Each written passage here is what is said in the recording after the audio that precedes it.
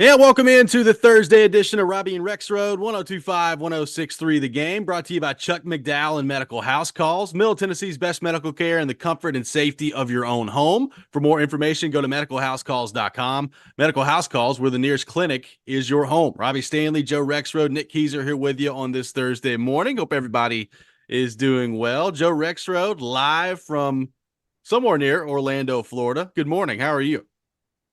Yeah, I guess I'm in Orlando, right? I guess I so. mean, I think that there's like a Chili's nearby and an Applebee's potentially also, maybe even a Cracker Barrel. Wow, that's good news for you. A lot of options down there. Oh, you better believe it.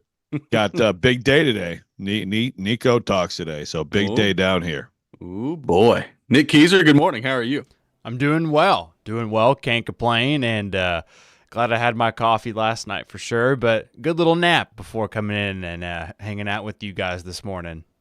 Yep, late night at the Preds game last night. They lose 5-2 to Carolina. We'll get into that a little bit later in the show. Preds assistant coach Derek McKenzie will join us at 7:15 today on the program. Our weekly visit with Charles Robinson with Yahoo Sports from 8 to 8:30.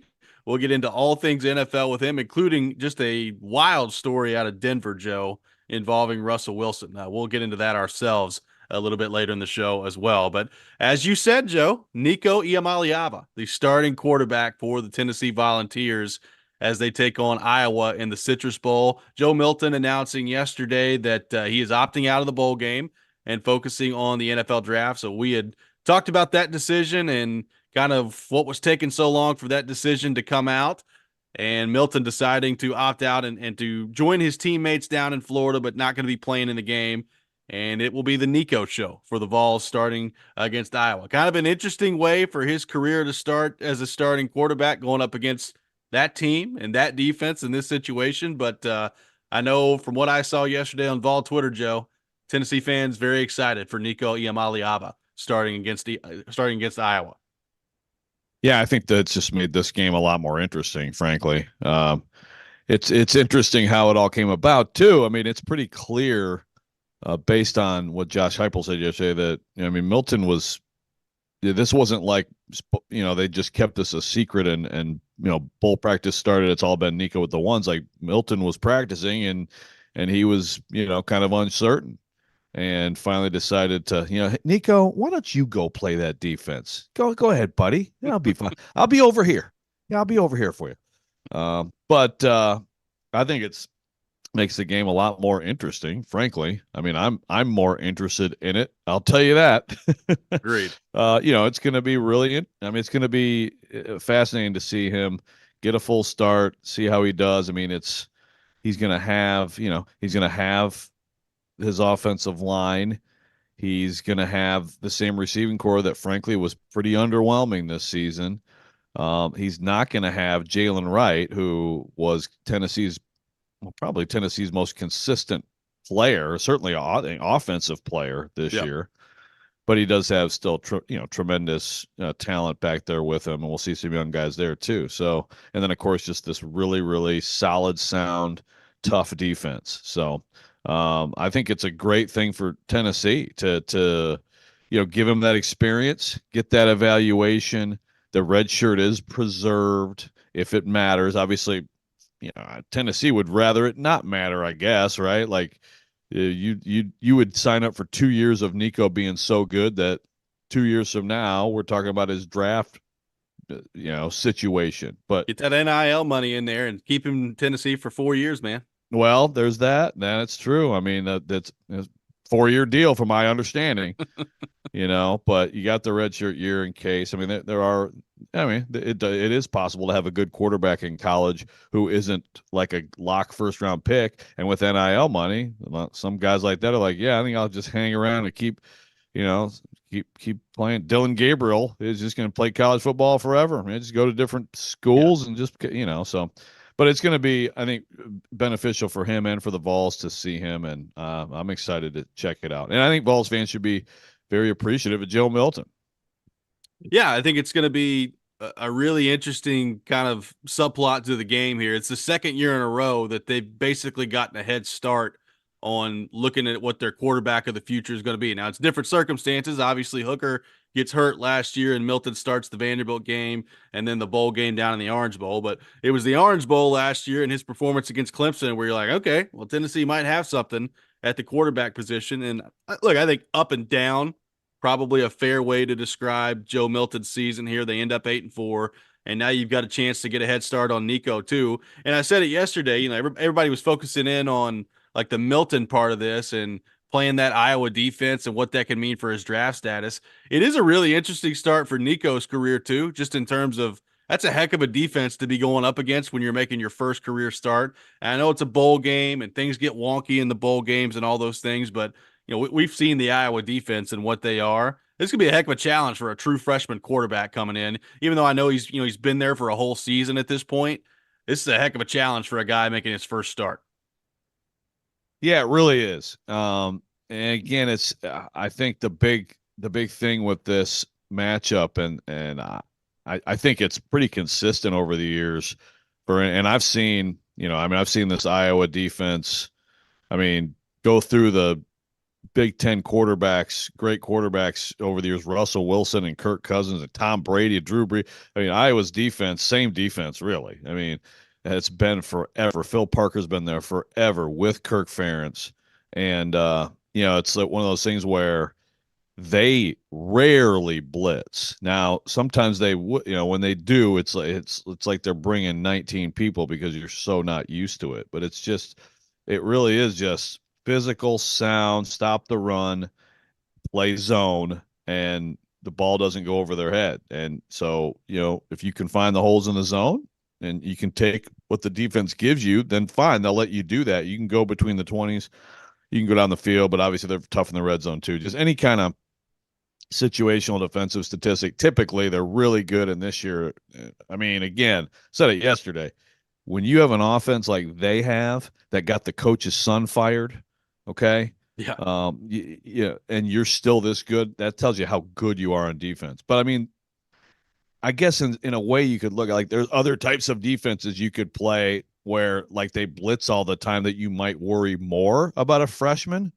It's a lot of this is just like a test of patience and certainly being able to read defenses and things like that. But it's a really interesting situation for him. He'll probably be glad to be done with it when it's over. Probably so. And it's interesting. Like we've seen a very limited amount of Nico this year, and when he's been in there, it's been in garbage time. So there's not been a ton of throwing the football. Like even in the Vanderbilt game, he got in there and then he was quickly out of there. And Gaston Moore was in there, so it wasn't like there was a ton going on for Nico so far this year. Like I mean, there have been a couple of plays where you can see, I guess, the shiftiness, the ability to move around in the pocket has been probably the main thing that's stand out to me. Like he really hasn't had much of a chance to open it up, just throwing the ball all that much. But I think you have been able to see his elusiveness and his ability to move around in the pocket in the limited sample size that we've seen him. So I'm interested to see, arm talent wise and, with a full game plan out in front of him, what kind of throws is he making? What's he struggling with at this point? And what are kind of some things that he needs to work on as they enter into the offseason here. But really excited to see him in a full game, kind of open the playbook up and be able to throw the ball. Yeah, and I agree with you. I mean, it's a lot more like Hendon Hooker with him in terms of, being able to escape the pocket, be elusive, quick feet, whereas Milton could be a good runner, but Milton under pressure, not great at sidestepping rushers and things like that. But yeah, that's the thing on Nico. Like for a 6'6" guy, he's really shifty, Yeah.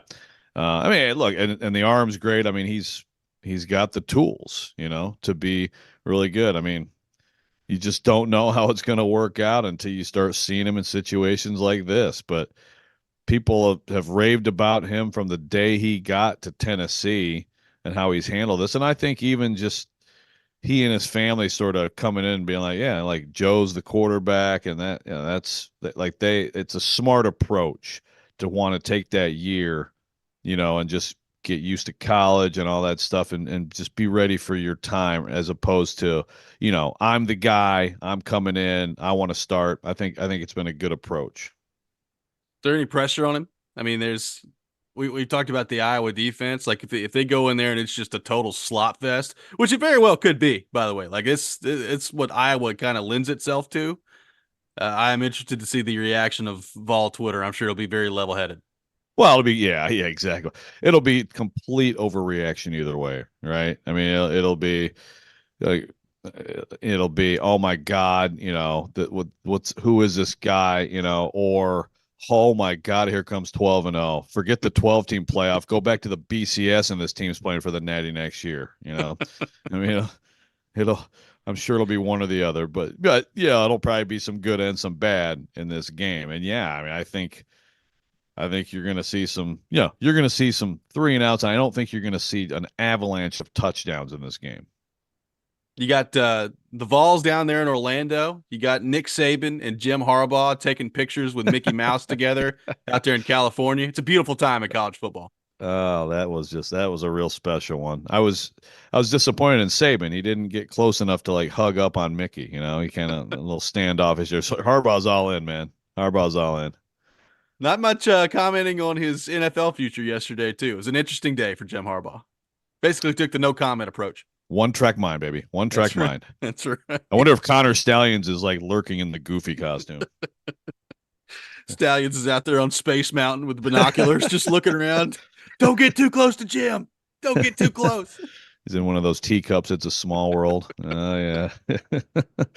We're off and running today on Robby and Rexrode. Taking your thoughts, 615-737-1025, our phone number, 615-737-1025. So some interesting news on the quarterback front for Tennessee yesterday, and some interesting news on the quarterback front for the Titans as well. We'll get into that coming up next. You're listening to Robby and Rexrode, 1025, 1063, The Game.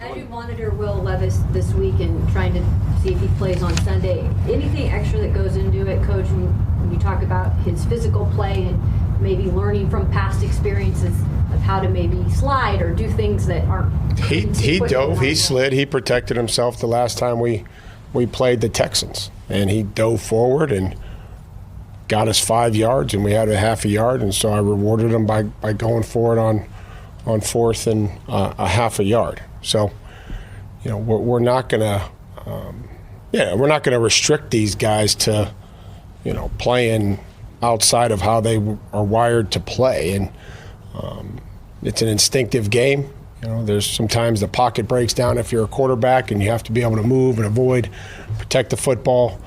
And ultimately, we would like you to do the best that you could to protect yourself, especially at that position. But there also is a responsibility that you have to try to, help the team on the field and score a touchdown or convert on a third down.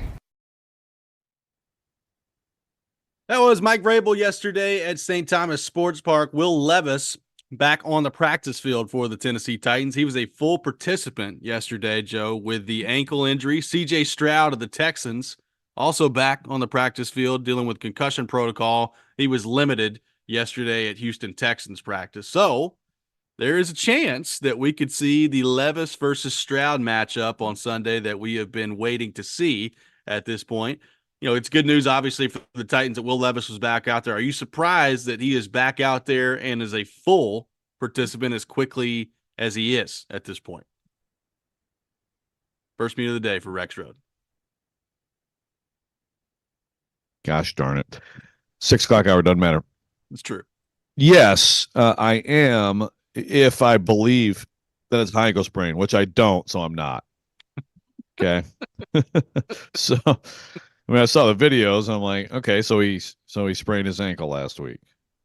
Again, we need a complete, we need some medical people to intervene and talk to everybody about what a high ankle sprain is. Okay. Because it's a high ankle sprain for most of my life has meant basically you take a month and just forget about it. And so it's now I guess it's it's an ankle sprain. It's a centimeter up the leg, so it's a we've advanced in medical science since 1950, Joe. They've got these little things now, like you seen those massage balls that they have that have machine power that you can relax the muscle with. There's all kinds of stuff you can do now.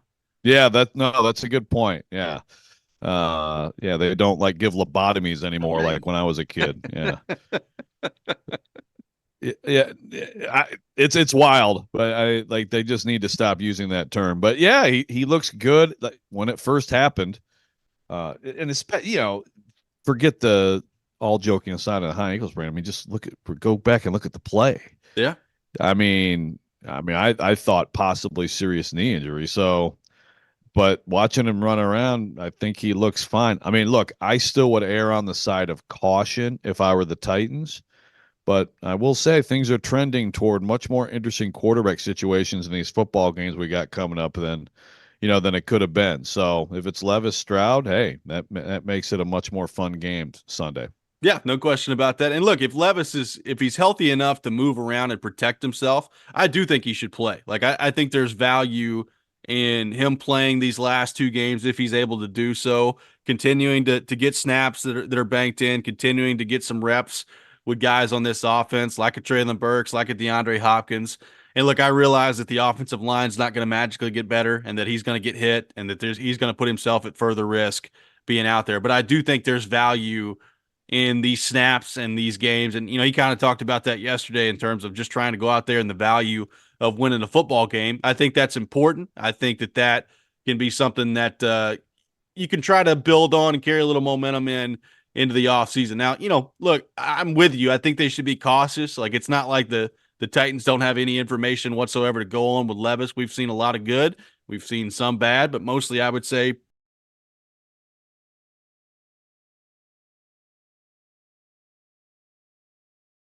to go. Now we'll see as the week goes along here.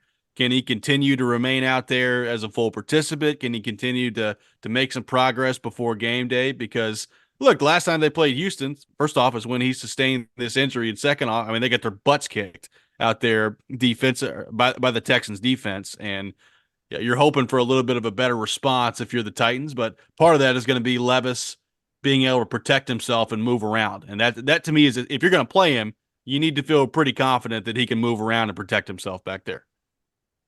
Yeah, absolutely. I'm not. Yeah, I would imagine there are some Titans fans who are like, just I've seen him, don't want him hurt. This offensive line is cheeks, so just forget about it. If he's whatever the percentage would be, I think that's the. It's like, is he good enough that like he can actually elude a rusher here or there and run? Right. You certainly don't want him like to have like limited mobility. If he said pain tolerance yesterday. I mean, hearing that term, excuse me, hearing that term, I'm kind of like, yeah, if there's really like a pain tolerance thing going on here, I'd probably sit him out, But also, I have no doubt that probably tough to. I mean, I have no doubt that he would be pushing to play. Yeah, I think that's pretty clear too. So you got to balance that. But again, the video looked pretty good. He looked better than him a few weeks ago when I don't even know if he was on the injury report. Yeah. Before this particular injury. So it's I'm again the idea that you just shut it down no matter what. No, I mean, if he's good, it's fine to play him. You got an entire offseason coming up. I mean, you can't be that fearful. But I would still err on the side of caution this week, as much as I'd like personally to see Stroud Levis. I would love to know from Titans fans, like what have you, as you look at the overall body of work of what we've seen from Levis to this point, what have you thought? What have you liked? What have you not liked from Will Levis? I mean, there's been a lot of good, obviously, the Atlanta game. I mean, he comes out there, throws 4 touchdown passes, has a quarterback rating of 130.5, and it looks great. And you're like, okay, well, statistically, it's going to be hard to top that one. And he's not topped that one ever since then. The Miami game, 327 yards passing, a touchdown, a couple late game drives to go win the game. Incredibly impressive stuff from Will Levis in that game. Even in that game, there were some moments that were not good, with the interception, the pick six, the missed pitch to Derrick Henry. So, I mean, there have been times where he's looked like a rookie quarterback. Last time out against Houston, he made a throw to DeAndre Hopkins that, I mean, you just can't make. It's a bad throw on the sideline that gets picked off there. Missed Traylon Burks going to the end zone. So it's not like it's all been perfect here. I think most Titans fans, if they're being honest with themselves, pretty encouraged by what they've seen from Will Levis to this point. There has been some moments where it's like, ooh, I don't know about that throw, man. And we talked about maybe some interception luck that he's had as well. But overall, like the feeling I get from Titans fans is they're, I don't know if cautiously optimistic is the right word. I think they probably moved past that a little bit. I think they're extremely hopeful that they found their guy at quarterback, and it would be nice to see him a couple more times before the season closes out here. Yeah, look, it's not perfect. It rarely is, but you consider the conditions, and I guess this is where some people might even go a step further than I would. I don't think like Tim Kelly is like a bad OC, so I don't think that's a limitation. The offensive numbers are bad, but the basically you have been going with, you got good backs, you got a great receiver, you got a terrible offensive line, and you don't have a lot else out there catching the ball. Now, as we talked about, Chig has kind of come on, but given all those conditions and what he's done, I think Titans fans should be as optimistic as you could be at this point. You study quarterbacks in this league, and you can find just about any outcome, but you shouldn't feel like right now. I mean, ultimately, you're not going to know until they put enough around him that this can be a winning team and an offense that scores more than 17 points a game, Yeah. And then it's those big moments. But the fact that he did what he did in that game at Miami against a legit defense. I mean, I just watched that defense against Dallas last week. That's a legit D. Yeah. And what he did, I think you should absolutely be optimistic of your Titans fan, but it has to be cautious because there's just so many careers at quarterback in this league that look like a certain thing early and then don't progress or just don't quite get where you want them to get. 615-737-1025 is our phone number. Robby and Rexrode, 615-737-1025. We'll continue the discussion on Will Levis coming up next. What have you liked? What have you not liked about what you've seen from Will Levis to this point? We'll take your thoughts on all that. Make sure you tune in for Preds Pick to Click tomorrow on Robby and Rexrode. If you correctly guess a Preds player that scores a goal in the Preds game tomorrow night, you want a pair of tickets to an upcoming Preds home game, participate with us tomorrow morning at 8:45. Pick to Click brought to you by TJ Anderson Homes of Benchmark Realty. List your home with TJ to get your home seen, heard, and sold. You're listening to Robby and Rexrode, 1025, 1063, The Game.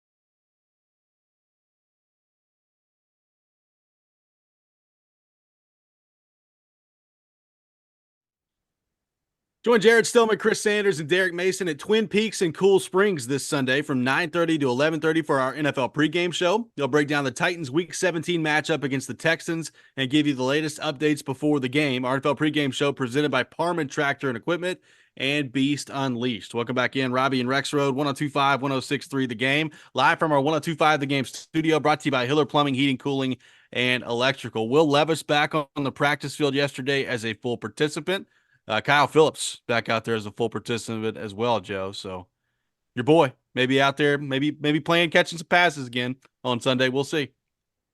Well, I just like to point out before somebody in the text line attacks me that TD is in my camp here too. Just saying the guy could maybe help a little bit. Not putting him in Canton, just saying he might help. We'll see if he gets on the field on Sunday and what that looks like. Andrew from Dover on the text line, driven by WilsonCountyHyundai.com. Who would be your top free agent to go after for the Titans this offseason? As things stand right now, Joe, my top free agent would probably be T. Higgins until he's locked up under contract. We've talked with Charles about that, and we can get, maybe back into that with Charles a little bit later today, about how he expects that Higgins is going to hit the market just based on some people that he's talked to. We'll see. A lot of people think that the Bengals won't let it get to that point, but right now, until that contract is resolved, Higgins would probably be my top guy. It is interesting. Like after the conversation we had yesterday, I started looking at some edge rushers that could be available, and they're Yannick Ngakoue. Obviously, Autry's going to be out there.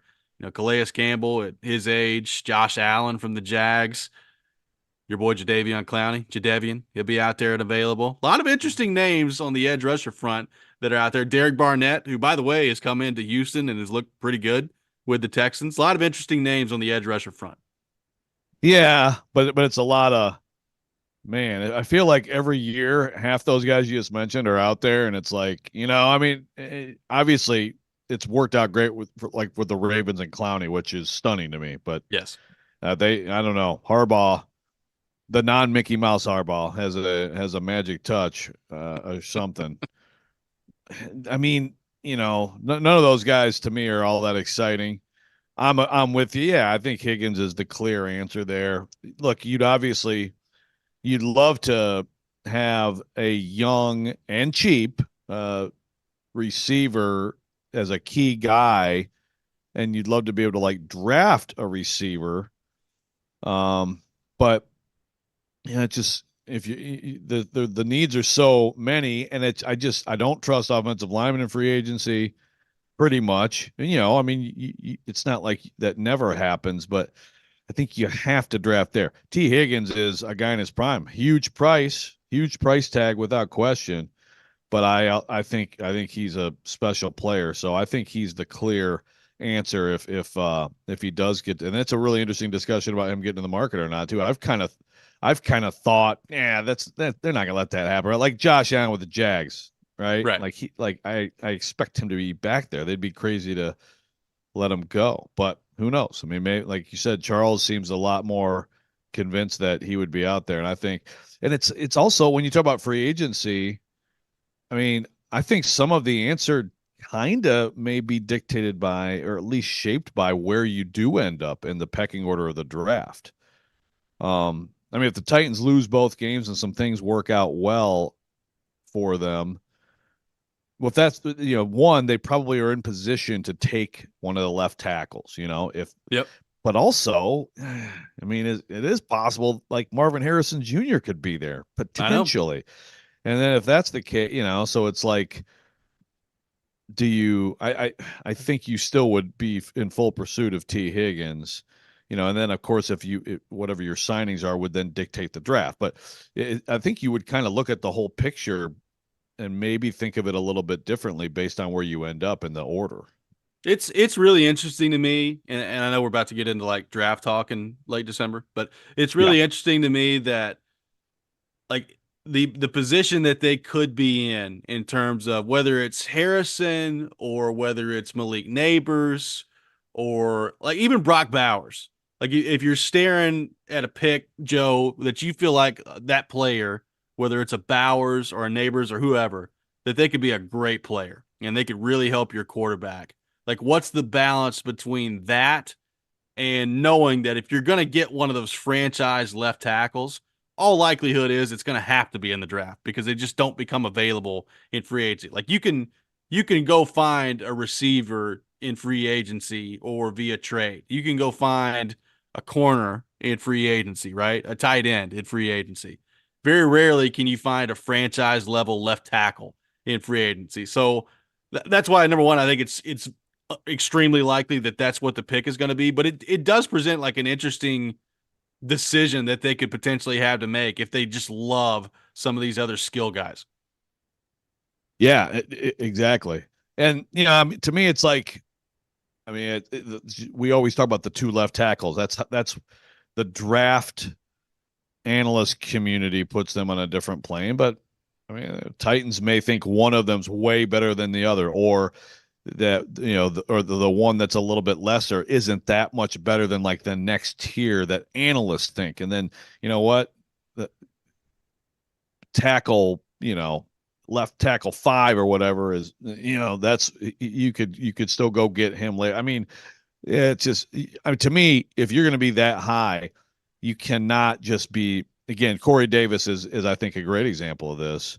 And I think that's, even though that's not one of the picks that people I think would put at the top of like John Robinson mistakes, I think that was the case of you have a pick that high and you went need. Yeah. Over, because I know that there was a lot of discussion just from the scouting staff of the Titans, like, yeah, he's good. I like him, but at 5, and that's, so, I mean, I think that's the thing. Like if you tilt toward need, I think that's where you get in trouble. You get yourself a decent player that fills a need for the time being, but it's about getting great players. And it's funny how it works out, I think, so often where it's like maybe a team looks like it has a surplus, why would you pick that position? But it's like it ends up being, if you get a great player, that's what matters. Let's talk draft.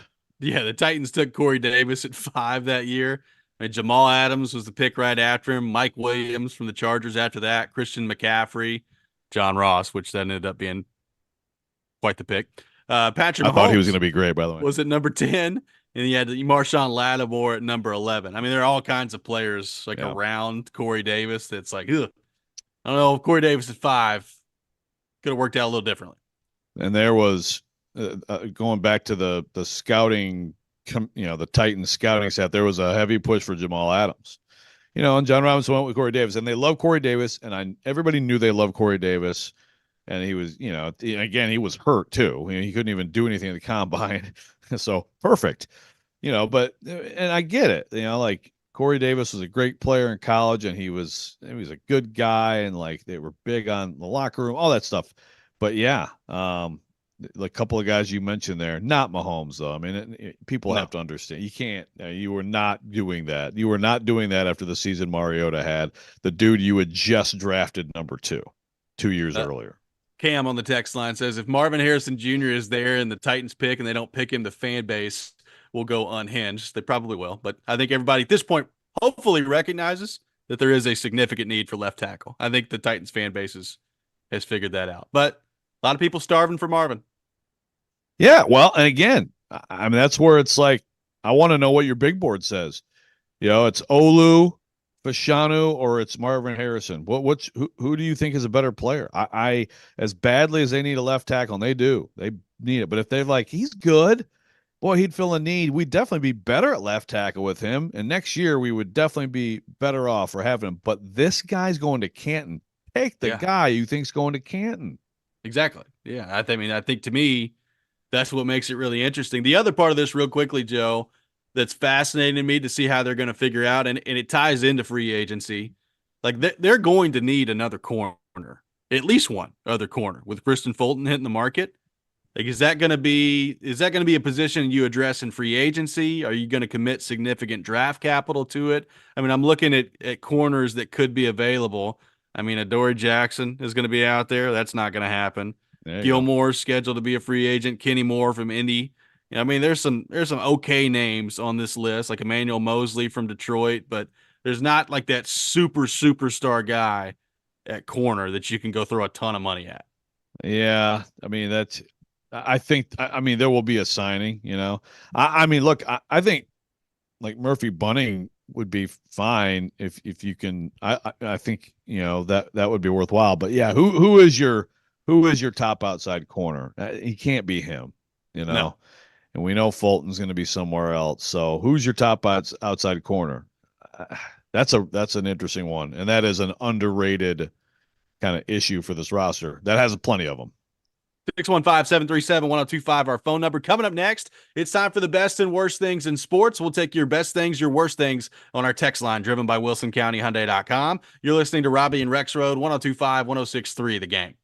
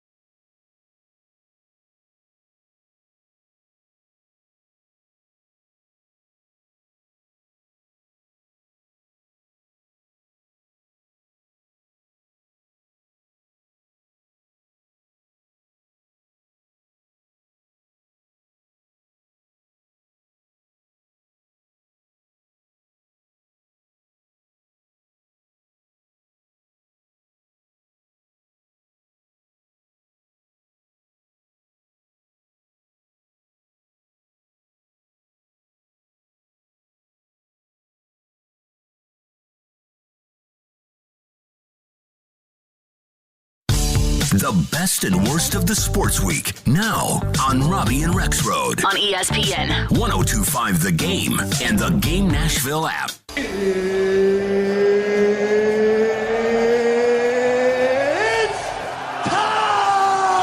This is the worst.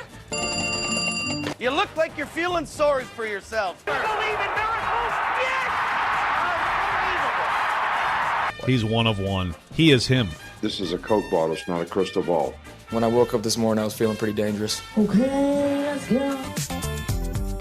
It is that time of the week, time for the best and worst things in sports. We'll take your best things, your worst things on our text line driven by WilsonCountyHyundai.com, 615-737-1025. Joe Rexrode, kick us off with your best and worst things in the world of sports. Okay, but really fast. I just want to answer David in Arkansas. He says, will drafting a left tackle do any good when you don't have a good O-line coach? I'm all about the next franchise left tackle, but we need a true O-line coach. How do you know he's not a good O-line coach? I would say that if he had starting level offensive linemen, he might look like a better offensive line coach. Just saying. Well, and if you're taking a guy that early in the draft, you think he's got that talent? Like, does his talent just deteriorate because he's got a bad coach? Let's say he does have a bad coach. He's like, well, I forgot how to play football. My coach. Yeah. Coach Hodling. What do I do, Coach Hodling? All right, now don't block that guy. Turtle. Drop to your knees, turtle. It's fun to see. These coaches, it's amazing how much smarter and dumber they get based on the players they have. All right, best thing in sports, Lamar Jackson and the Baltimore Ravens. And I would just like to remind everyone, as I did yesterday, that I called for him to be the MVP a week ago. Now everybody's on the bandwagon. Mm-hmm. But also, I picked the Niners to win that game, so I can't really say much. But that was impressive. That is a complete football team, and he is the MVP to me. And look, I love the advanced stats. I really do. I think they're useful. They're helpful. EPA is there's different formulas for it, different sites, but it's a good thing. If you're going by EPA to make the case that Brock Purdy is a better choice than MVP Lamar Jackson, that's why watching football games is still the best thing to do. Defenses have a hell of a time with that guy, and of course Monken's offense has been a great change for him. And that team right now, I think that could be a Super Bowl rematch. And I'm not sure I would pick it to end up different than it did. So kudos to them. My worst would be the Detroit Pistons. My goodness. First of all, they set the record. What is it? 27 in a row, 28 in a row. It's 27 in a row. But also, as much as I like to rip on Detroit Lions ownership, let me read a quote to you from Pistons owner Tom Gores, who seems like a dude who used to hang out at Studio 54 a lot, and now he just bought a basketball team. Yeah. Quote, if you put aside winning, we've made a very big difference in the community, end quote. That's good. Yeah, that's what you're supposed to do, pal. That's a requirement, okay, of the job. The idea that as you're being interviewed about the horrific performance of your team, and that's where you go, should say everything. It's kind of like the college football coach who's close to being fired and starts talking about his team's GPA. It's good for them, and good for those guys. Hopefully they do well in school and maximize the opportunity, but no one cares, dude. No one cares.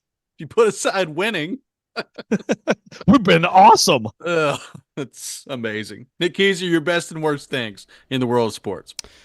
I don't know if you guys saw this last night or not. I saw this making my way downstairs to the Predators press conference, but Penguins defenseman Chris Letang had a 6-point night.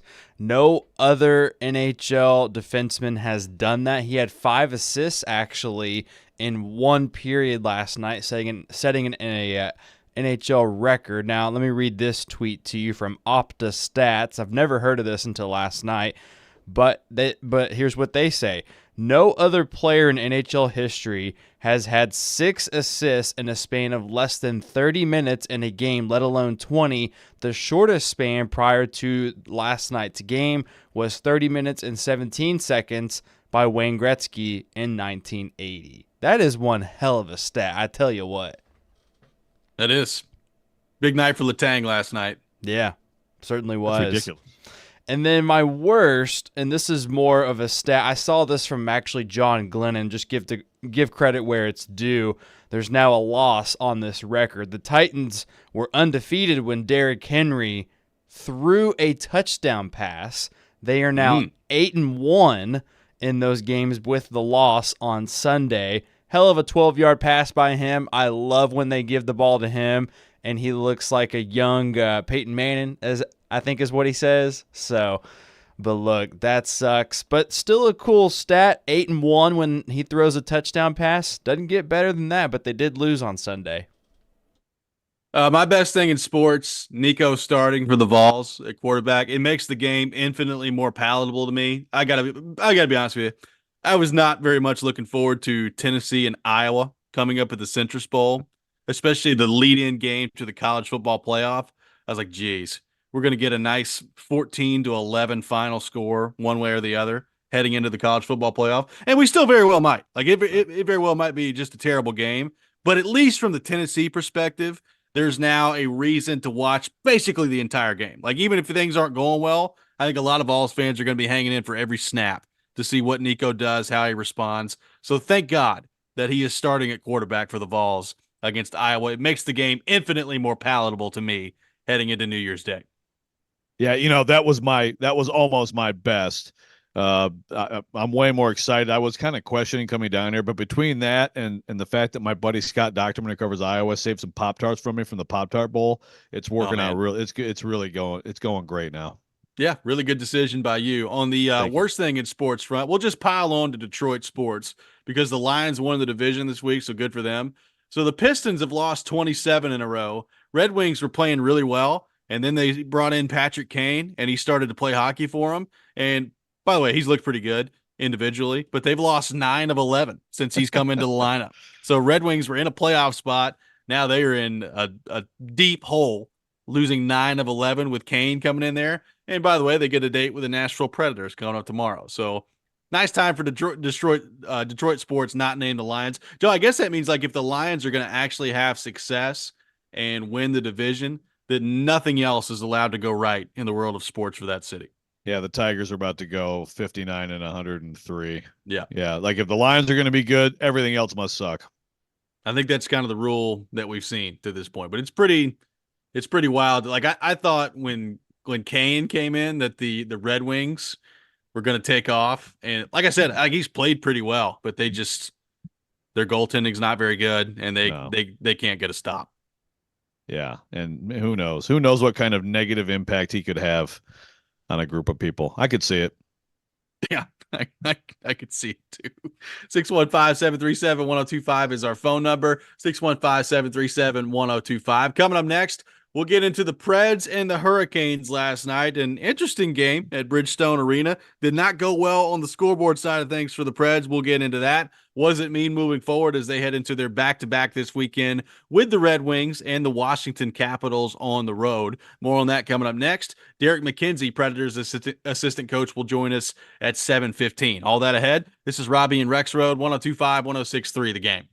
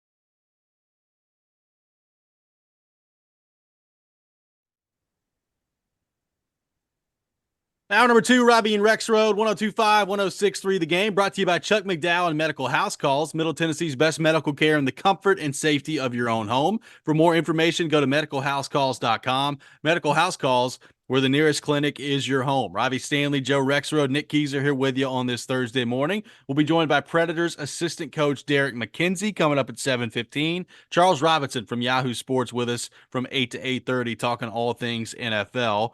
Joe, speaking of the Preds, they lose last night 5-2 to Carolina. So the first game coming off the Christmas break. Had the heartbreaker against Dallas back last Saturday where you lost when you had a 2-1 lead and you gave it up with 15 seconds left, lost in regulation. Came out last night, lost 5-2 to Carolina. I thought a game, Joe, where basically special teams were the difference. Predators ended up with 37 shots on goal.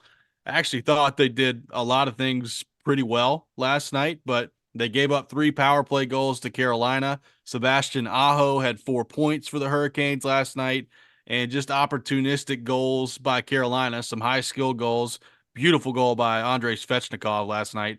If you didn't see it, it was gorgeous to watch. And Preds have some plays available to him. Nyquist gets a goal, then kind of takes a shot after the play. He's out for about 10 minutes, comes back in there. O'Reilly gets a goal, but I thought O'Reilly had a couple of really good looks last night. Forsberg had a couple of good looks, and they just couldn't get him to go. Some opportunities for them to score where they just didn't finish, didn't bury last night. And, Kochetkov, who was in goal for Carolina, made 35 saves. He was really good. So a game last night, Joe, where I think overall, I thought they actually played pretty decent and hung in there, but when your penalty kill is allowing 3 goals in a game, it's going to be tough to win that one, and that was the difference last night. Yeah, the result might speak to, that Dallas game lingering, but I don't know that it necessarily that that's actually reality. By the way, you picked Forsberg, right? Picked Click. Yep, sure did. I just want to make sure. Okay. Watch your back. If you're walking around Nashville today, just watch your back.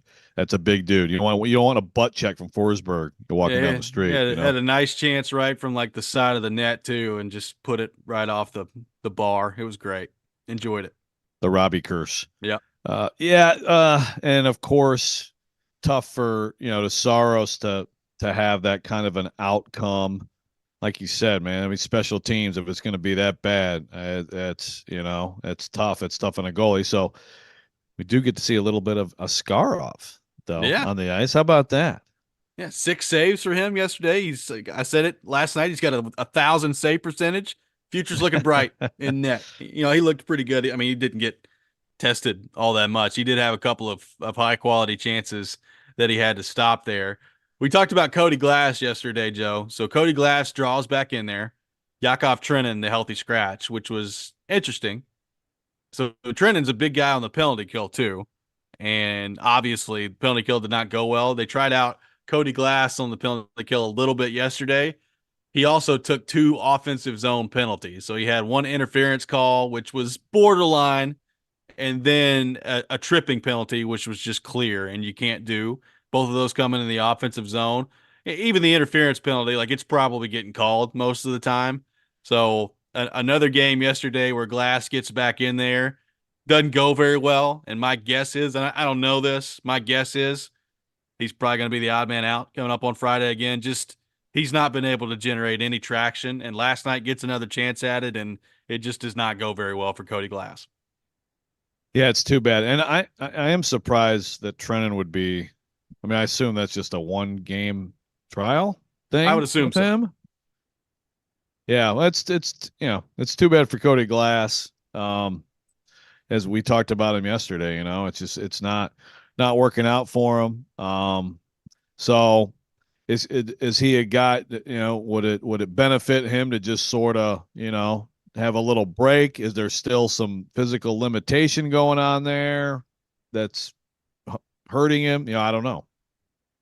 Well, they're also reaching a point where, O'Reilly scores on the power play yesterday. Nyquist gets a goal. So that top line of Forsberg, O'Reilly, Nyquist still playing pretty well for the most part. I don't know that they are quite as dangerous as they have been, but playing pretty well for the most part.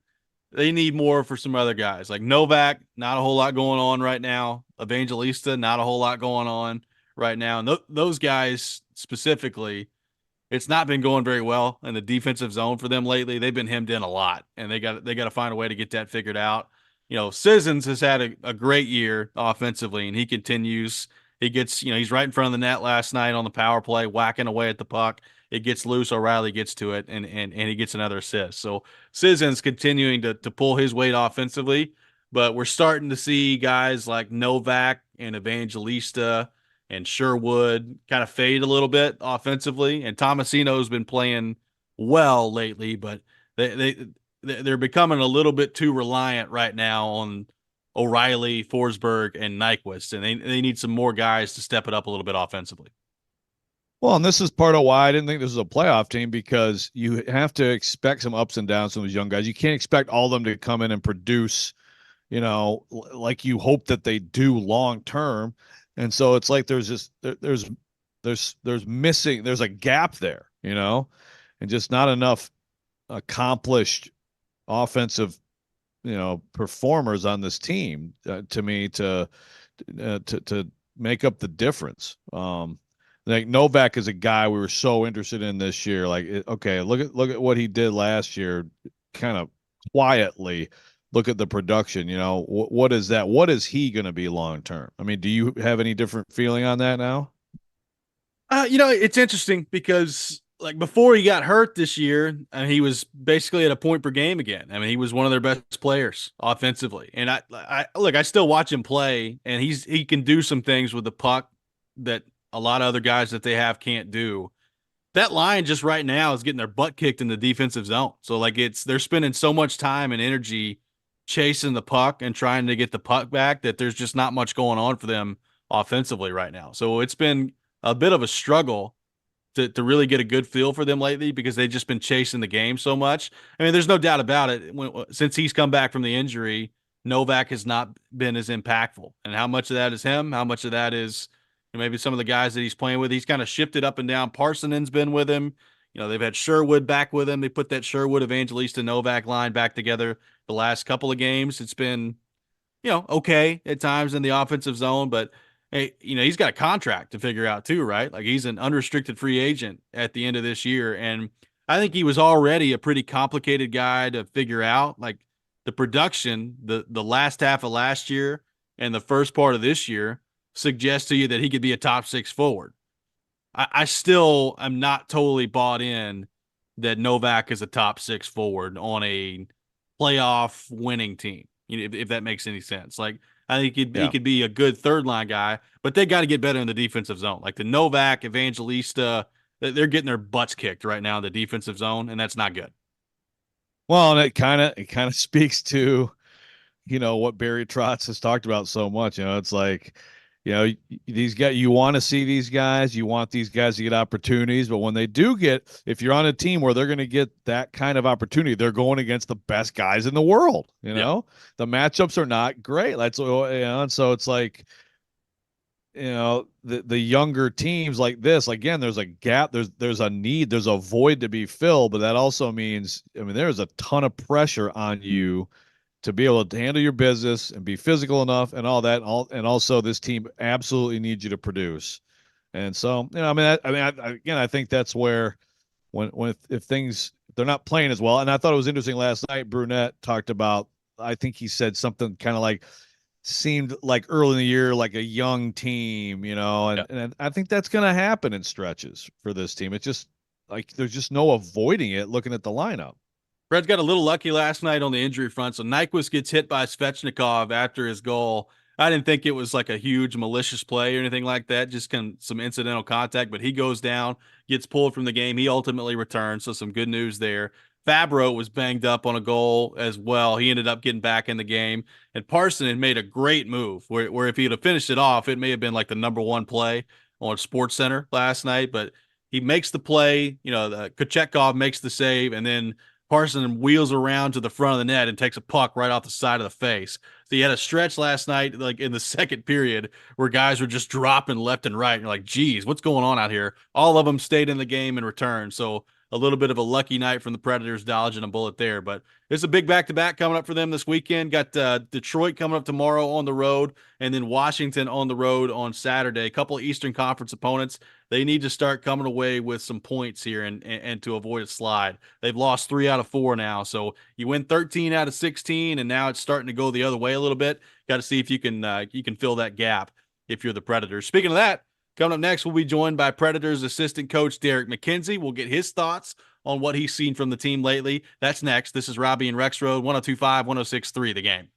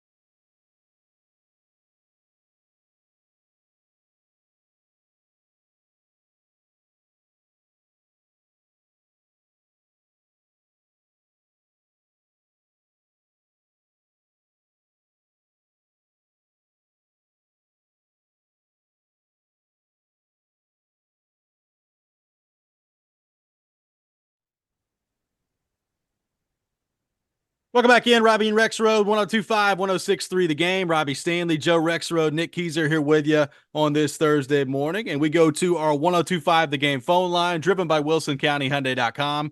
And welcome in Predators assistant coach Derek McKenzie. Derek, good morning. How are you? I'm doing all right, guys. How you doing? Doing great. Appreciate Good. you taking time to be with us this morning. So, Derek, we were just talking about the game last night, a 5-2 loss. A lot of special teams, especially in the first part of the game. What did you make of just kind of the special teams part of it, and how difficult is it to establish kind of a flow in the game when there's that many penalties, especially early in the first part of the game? Yeah, I mean, it's a good point. I thought, early on in that game, obviously Carolina can be, kind of one of those teams that skates and plays, that fast type of hockey game. And we were certainly concerned with that. I thought the way the game started, it felt like we had kind of matched their intensity, and the game could have kind of teetered either way early on. And then, a couple calls go their way, and they grabbed the momentum, and it was, kind of tough for us to recapture it. I thought we, to your point, as the game went on and we settled in a little bit, we made a push as we always do, but they kind of won that battle a little bit, and ultimately was the difference in the game. Derek, what did you see from the guys, and I guess what was the concern level of the coaching staff just in terms of bouncing back from the way that Dallas game ended? Yeah, we talked about that. I mean, this team's pretty resilient, and I mean, I think there's been times where you are a little concerned as a coach, especially early on when you don't know the guys, you don't know the team, and they don't know you. But they've done a really good job. I mean, one thing this team does, every time they step on the ice is compete. And, there's going to be some nights where you might not have the energy you want just based on the schedule. But, we never question their compete. And then I also think, probably in a sense, good timing for that. I mean, I don't think anyone's Christmas was quite the same the way that game fell in Dallas, but I think it did give us, 3 days to spend some time with, family and friends, and kind of, wash that one out and get back to work. So I don't think that really, resonated in that game. I think, that was, we got that one behind us, but again, a tough league to win in. And when you lose one like that, and then you have a team like Carolina coming in, I mean, that's how, some losses can compound. So we definitely got to nip it in the butt. Derek, what's the day like yesterday? And look, it's the same for every team, so everybody's dealing with it. But you're off for 3 days. You're not allowed to practice. You get a morning skate, and then you're right back into game action. Do you think league wide you can sense a little rust after the Christmas break? What's that day like preparing for the game as a coaching staff? Yeah, I think it's relatively the same. I think we mixed in a couple different drills maybe in the morning just to get the guys, their bodies turned on, and probably threw a little extra video in just on a few things that we wanted to clean up in the morning just because, they hadn't seen tape in a few days. So those would have been some of the small differences. But, yeah, it's one of those things where, you just kind of pick up where you left off, hopefully. And quite frankly, I thought, some of our guys who, we have to use a lot, look pretty fresh in that game. So I think, I wouldn't say they looked rusty. If anything, I thought, our guys, looked pretty fresh for the most part.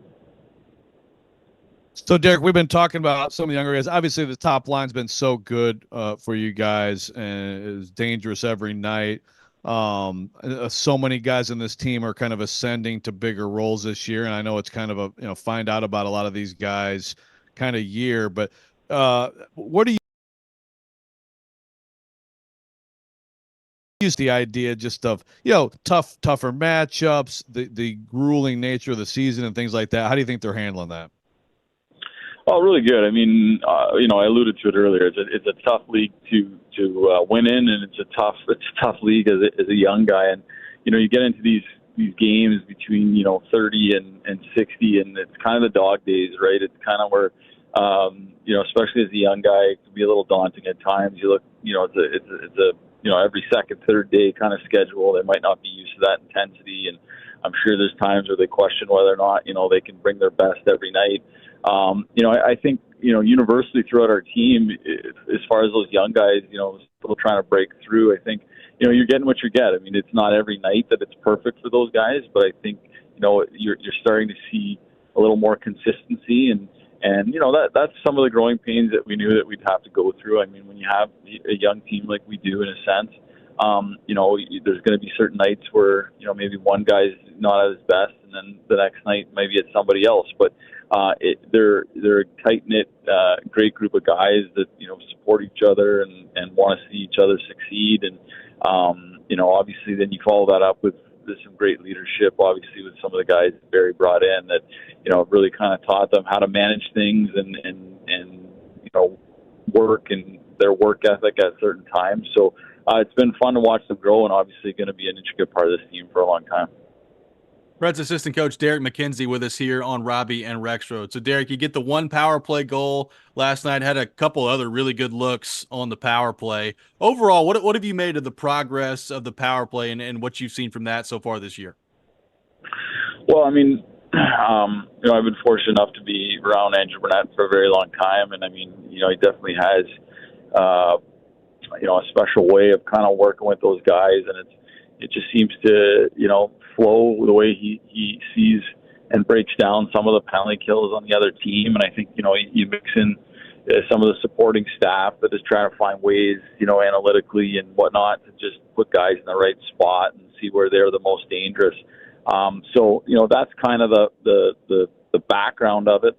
Up front, it's just playing hockey, which he encourages a lot as well. And I think, those guys like obviously Phil and O'Reilly and Gus and that first unit. I mean, they've seemed to kind of now get comfortable with where everybody is, and they're just competitive. And when you really break it down and look at some of those 50-50 battles, and you look where Ryan O'Reilly scores a lot of those power play goals. I mean, that's just a skill that's some guys are just have a knack around the net. I think him and Sis have been really, really good, especially as of late. And then, obviously you got the guys on the perimeter that have just found ways to deliver pucks into those areas where it becomes dangerous. So it's been a big part of our success, and I think, that's attributed to, a lot of things. Obviously the players on the ice, and then I think the way, Andrew prepares them every night has certainly helped. In terms of the penalty kill, I know Cody Glass gets a little more look there. What about I guess that move and where you feel that unit is right now? Well, I mean, again, Danny Heinold, obviously, Stanley Cup champion and the guy that works pretty closely with the penalty kill. Again, it's a work in progress, and I think penalty thing, you don't really know why, or you can't put your finger on why it's successful. It just, you seem to get in a rhythm on the power play, on the penalty kill, and then 5 kills turns into 15 and turns into 20. And I think there's been times where they're right on the cusp of finding that rhythm, and maybe it's a tough break, or even last night, look at the first one that kind of deflects off a shin pad and then bounces through. So some uncharacteristic things that just kind of some tough luck that I think hasn't gone the penalty kill's way. And I think it's right there, and I think those guys, they come here every day and work on it and believe in it, and I think it's just a matter of time before things start kind of swinging their way. Well, Derek, really appreciate you taking time to be with us this morning. Good luck coming up on the back-to-back this weekend in Detroit and Washington, and we'll talk to you soon. All right, guys. Appreciate it. Take care. Happy holidays. Absolutely. You as well. Predators assistant coach Derek McKenzie, our guest here on Robby and Rexrode. We'll take your thoughts. 615-737-1025, our phone number, 615-737-1025. Speaking of the Nashville Predators, I got some tickets to give away. Be caller number 5 at 615-737-1025. Caller 5 will win a pair of tickets to see the Preds take on the Chicago Blackhawks coming up at Bridgestone Arena on Tuesday, January 2nd. 615-737-1025. Be caller number 5 and you'll win those tickets. Coming up next, we'll get into the bizarre Russell Wilson situation that's brewing with the Denver Broncos. And apparently, Joe, has been brewing for some time with the Denver Broncos. We'll have more on that coming up next. Robby and Rexrode, 102.5, 106.3, The Game.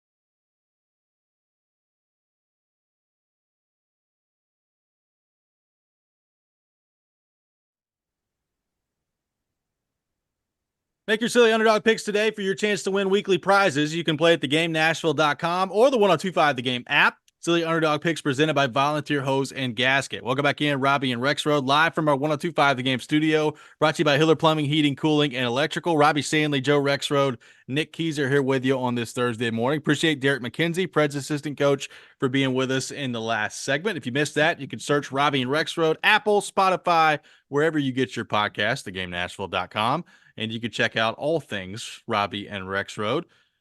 Joe, an interesting situation going on in Denver with Russell Wilson and the Broncos. So you look at where they're at right now. So they were terrible to begin the season. They got beat 70-20 by the Miami Dolphins. They couldn't stop anybody on the defensive side of the ball. The offense kind of looked like more of the same, and it looked like they could be on the path to being the worst team in the league. And then they turned things around. They've gotten themselves to 7-8. Where they're technically still alive for the playoffs. Now, it's unlikely that they're going to make the playoffs, but technically the Broncos are still alive in the AFC playoff race.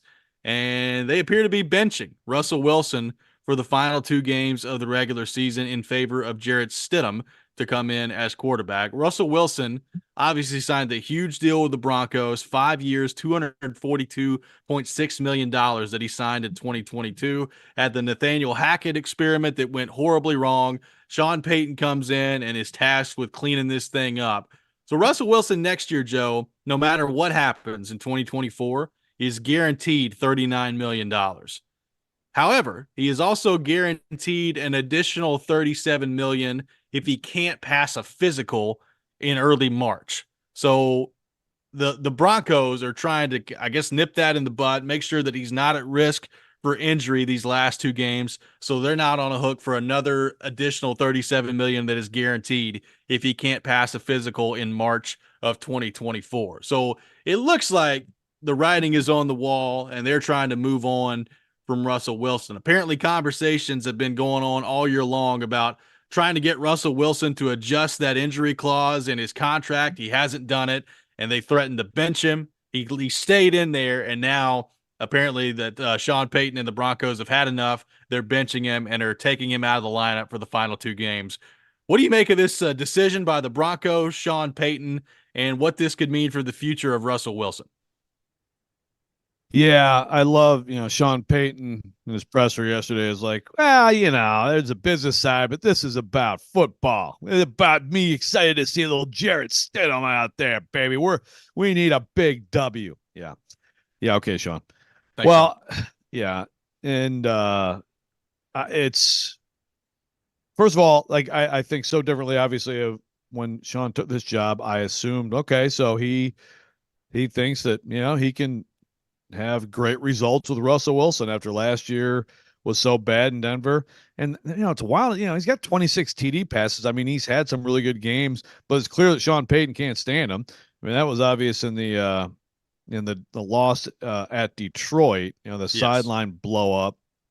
So it's so interesting on all these fronts. One, what's the interest level around the league for Russell Wilson? Like, basically, the money makes a trade, to me, almost just a non-issue. He's going to be cut. He's going to be out there. The Broncos are looking at $85 million in dead money spread over 2 years, which is unprecedented. It's a lot of dead money. And, of course, had our friend Jared, not Stidham, not Jarrett, Jared Stillman, not Stidham, texting us yesterday about the cap. Like, you know what? Go to the Louisville game. Shut up. Watch Louisville lose to USC. But it is a lot of dead money, and it's going to hurt them a lot. And also, like, what are they going to do at quarterback? They're going to be picking, like, in the teens. So right now, I think they've got the 13th pick. Yeah. So, I mean, that could be. Yeah, it could be like maybe J.J. McCarthy from Michigan, like somebody like that, if that's the way they're going to go, or else they get out in there. And who wants Russell Wilson? I mean, Russell Wilson's too good to not start somewhere, right? I mean, I've said that about Tannehill too. I guess at some point it can't be true of everyone, but I feel like this has been a bounce back year. We've also, as time has gone on from his time in Seattle and Marshawn Lynch, everything, sounds like his teammates largely really don't like the dude, and he makes them like get with his secretary if they want to like give him a high five. Yes. So it's really, and that there's no way that helps him. But he's still, I think, too good to not be a starting quarterback in the NFL next year. Well, he's been better significantly than he was a year ago. So he's top 10 in touchdown passes. He's top 10 in the league right now in passer rating. But the offense, and Sean Payton's talked about this for weeks, it's just kind of sputtering. They can't get anything done in the red zone. You know, they've got basically no consistent receiving. Like Cortland Sutton's a good player. You know, the Jerry Jeudy situation, that's not worked out the way that they hoped it would when they picked him. So it's kind of a mess offensively there. But he has been better than he was a year ago. And like I said, they're in the playoff race. Now, they were so bad to begin the year that they dug themselves a hole that's probably going to be too difficult for them to climb out of. But it is interesting to me that Sean Payton has determined that it's, I guess, untenable this quickly into the relationship. Like, I'm with you. I thought when he took the job that he thought that he could work with Russell Wilson, he could fix Russell Wilson, and that he could get the team to being competitive and try to compete for a Super Bowl. And obviously, like that, you know, they're not a Super Bowl contender, and they're probably not going to be with Russell Wilson. So there's that part of it. But like, is Sean Payton going to sit there through a rebuild and go draft another quarterback and then spend the next few years trying to build up the roster that way? It's just like, it feels to me that like if Sean Payton was going to take a job, that he would have taken a job trying to win right now and has quickly departed from that. Right. So I guess I have to read the situation. I mean, the contract was massive, right? I mean, like you said, they've been trying to get him to alter it, but massive deal.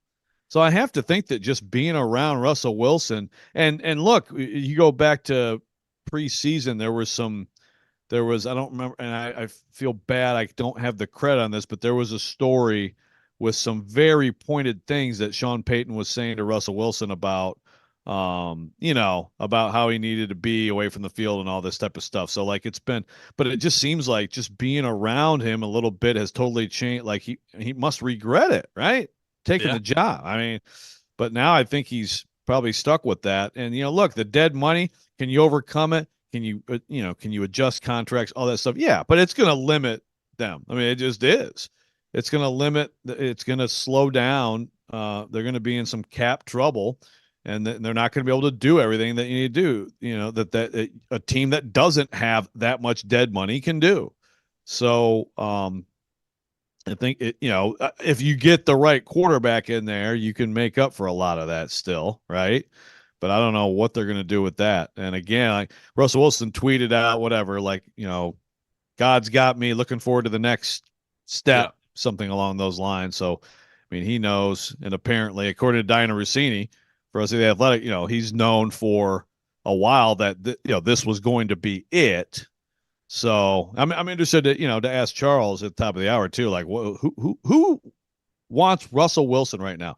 I mean, to me, you think about when he left Seattle, it was like, oh my gosh, Denver, look at what you've done. Oh man, here, Orange Crush on the way back, and like the whole Russell Wilson, it's a little bit of an emperor has no clothes kind of thing with him, with all the stuff coming out about him. Well, and then look at Seattle. So Seattle makes the playoffs last year with Geno Smith as quarterback. Yeah. They look like they're getting ready to make it again, or at least are going to have a chance to in the last couple of weeks here with Geno Smith and with Drew Lock at times playing quarterback. Like it's, I thought when Russell Wilson was gone that they were done and that this was going to be a rebuild, and they got a chance to make playoffs both years in a row. And it looks like Pete Carroll was the smart guy after all in that situation, that breakup in Seattle.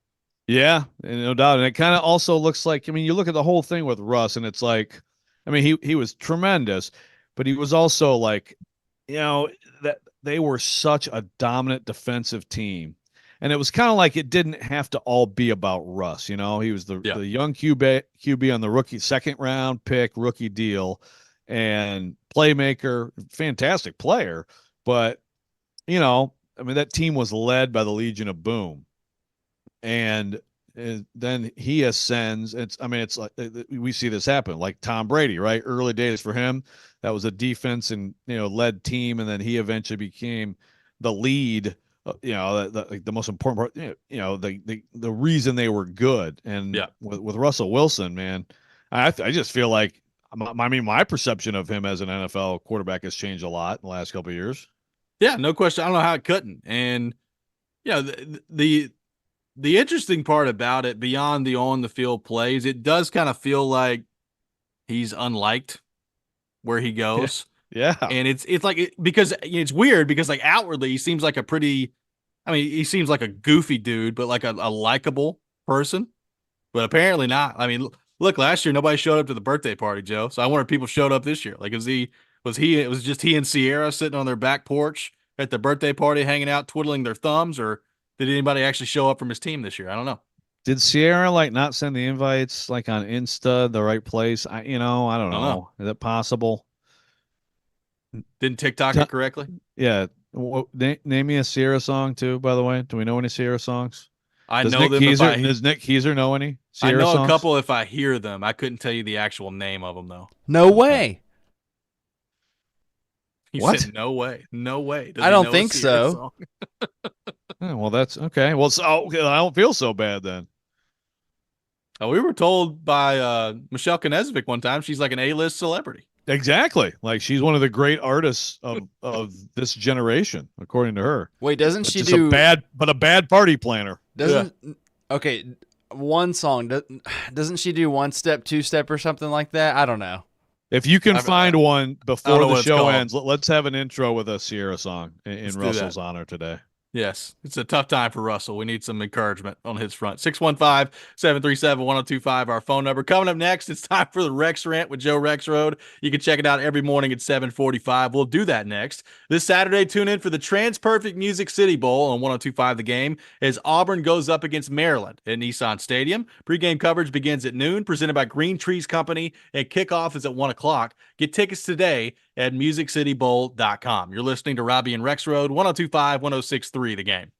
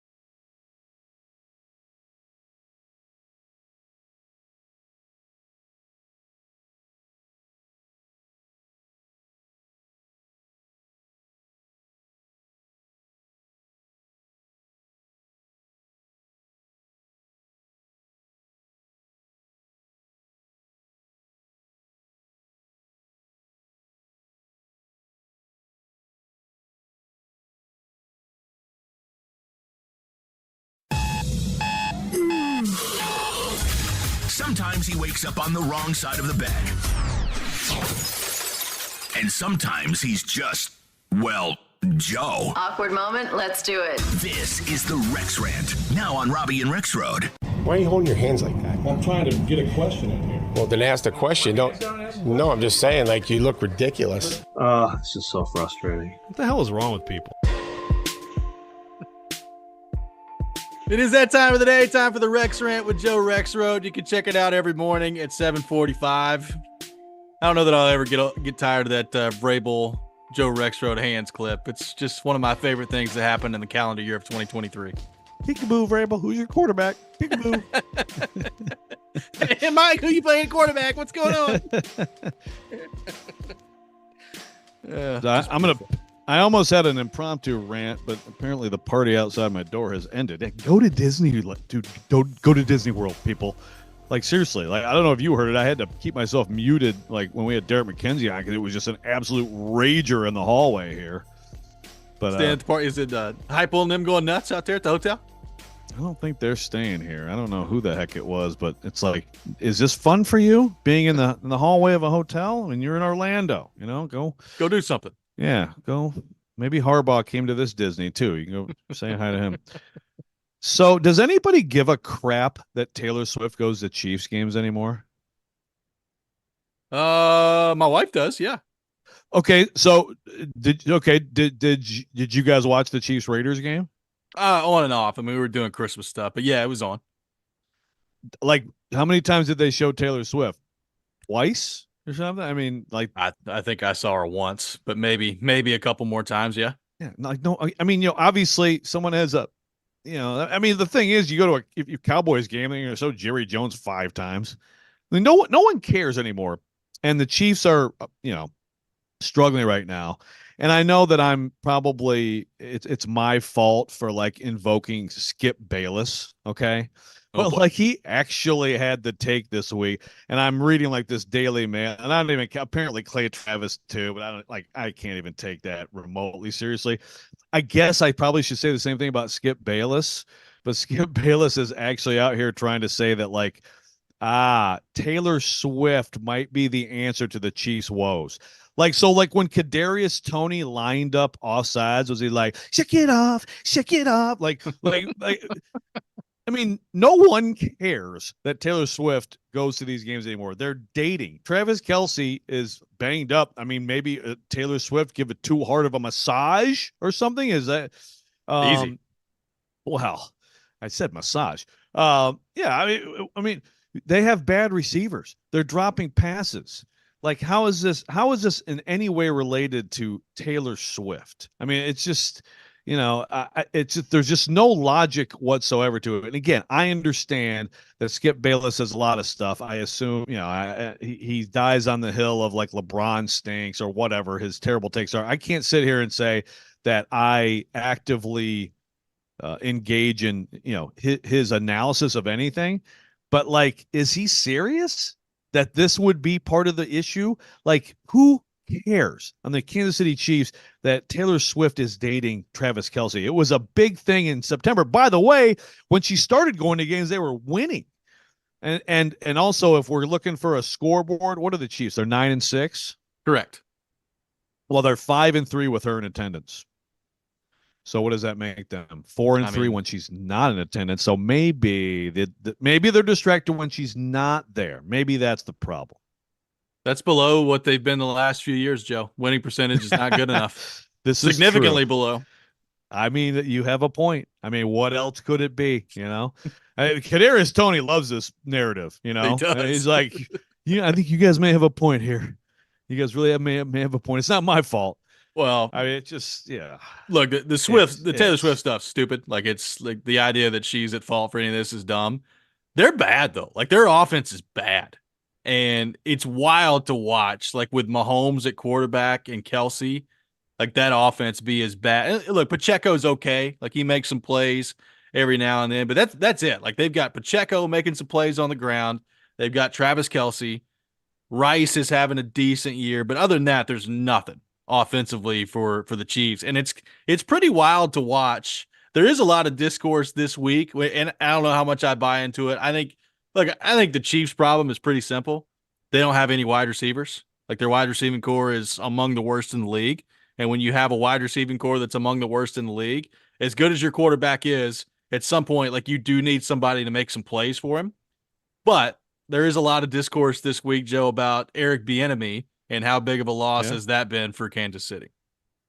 Well, there we go. There's a legitimate, there's a legitimate storyline relative to their struggles, and I think it's probably a fair thing to bring up. But yeah, I mean, I think it starts at receiver, and I think this is. I mean, look, they won it last year, and so I get the idea of like if you do that, I mean, why wouldn't you trust Patrick Mahomes with basically any group? But this year has made it clear.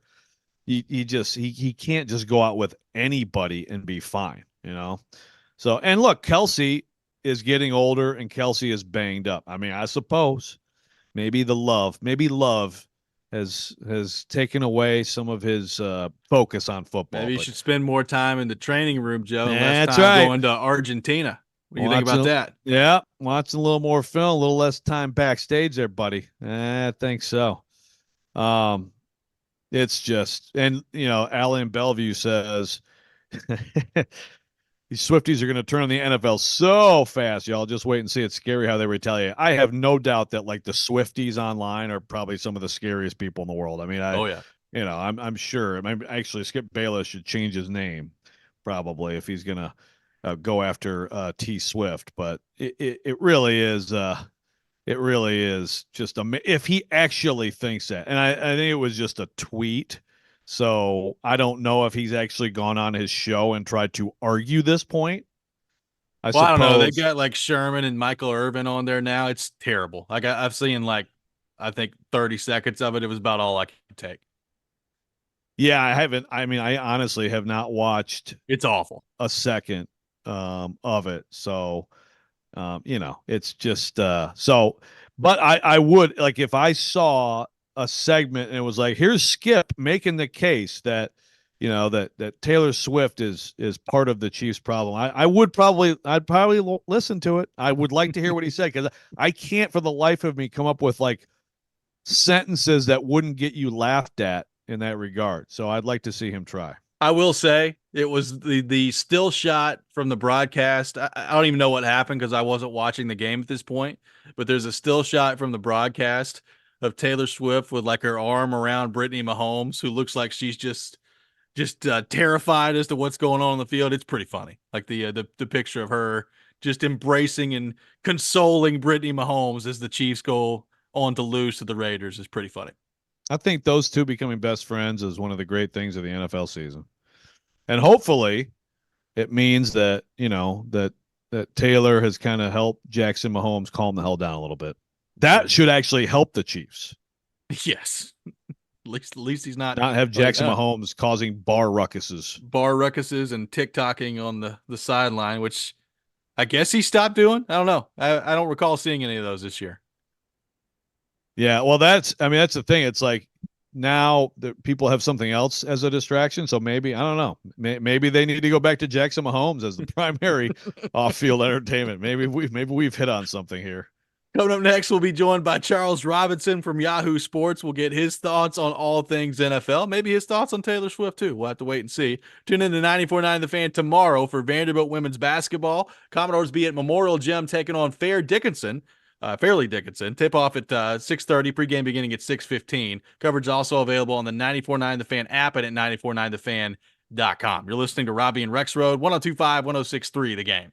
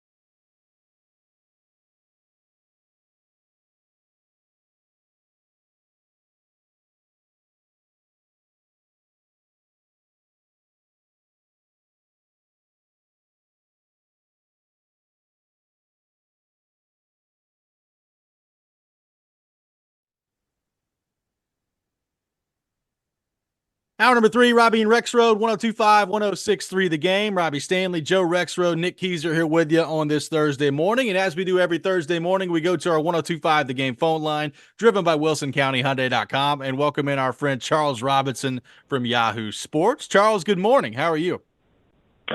I'm doing well, gents. How you doing this morning? We're awesome. Appreciate you taking time to be with us. So, Charles, we were discussing the Russell Wilson situation with the Broncos. And look, obviously, we get the money side of this, so that's obvious with the contract. Right. My question for you is, how did we go from Sean Payton, in my opinion at least, being intrigued enough by Russell Wilson to take this job in Denver to things deteriorating so quickly between the two of them? Yeah. Was he though? Was he really that intrigued by Russell Wilson? Talking about this last night with a few people, making a lot of calls on this story, sort of getting a feel for how this all came to be. One thing that I think people forget in the Sean Payton scenario, guys, Sean Payton wouldn't have had a job if the Denver Broncos ultimately didn't come to miss out on Jim Harbaugh, reinstate, Sean Payton as their number one candidate. I think people forget that, Sean Payton made the rounds in terms of, job prospects, and sort of in the 11th hour in that whole search for Sean Payton and then the NFL looking at him, it started to leak out that, well, hey, you know what, maybe in this rotation, it's not right. There's not a right fit. Maybe Sean, the job isn't there for Sean Payton that he loves. And to me, what I thought was happening at the time, and I think I'm right on this, was that all of a sudden Sean Payton, this idea that Sean Payton was a shoo-in for an NFL job, wasn't materializing. And there was a chance that Sean Payton was going to be shut out of this rotation, and he was looking at having to go back to TV for another year. And what ended up happening with the Denver Broncos was that they really, ownership, I think, really wanted Jim Harbaugh, and Jim Harbaugh was not reciprocating that pursuit. And really it got down to Sean Payton once again being their number one candidate, because their real number one candidate, Harbaugh, was not going to be, a possibility for the Broncos. So I think that, there was, I don't want to say it was a shotgun marriage between these two sides with Sean Payton and the Broncos, but I think he took what was available at the time.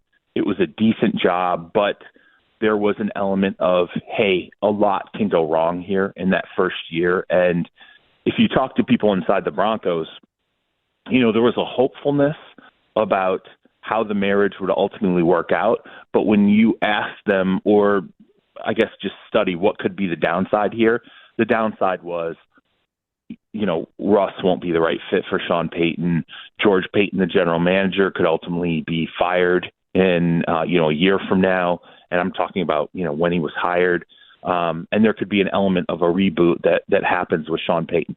I think all that's kind of come to fruition. Now, we don't know what's going to happen with George Payton, the general manager there, but I think this at least raises the specter of, Russell Wilson might be the first one to go here. George Payton, the general manager, could be next. And the downside of Sean Payton coming into the Broncos franchise and the reboot happening has really been what's ultimately materialized here. And, I'll just real quick, I'll tell you, Payton went through 15 years in the New Orleans Saints franchise of having a player in Drew Brees who knew his offense so well, operated it exactly the way that, Sean Payton expected, in terms of having the knowledge of it, carrying it out, knowing, look, the schemes, the checks, the multitude of different things that have to happen on a Sunday, I know what those are. When I go out there, I'm going to do it the way that this was designed. That was a luxury that Payton had with Drew Brees. And Drew Brees used to run over younger quarterbacks that would come into the franchise because they couldn't keep up with the detail and really level of just information that went in with this install. And that was a luxury that Peyton enjoyed for 15 years. Russell Wilson's not the same guy. Like, he had an A-plus student for 15 years. Russell Wilson is a C-plus student when it comes to carrying out the exact nuances of what this offense has to be. And I think that's where some of the frustration has come for Peyton over the course of the season. Doesn't mean Russell Wilson's a bad player. It just means it's a really, really bad fit, I think, for Peyton. But it was one that I think he knew he was getting into, but he didn't have other options on the table when he ultimately took the Broncos job. Okay, so a couple of quick follow-ups. One, what's Denver going to do at quarter? Right. Okay, 3 quick follow-ups. What's Denver going to do?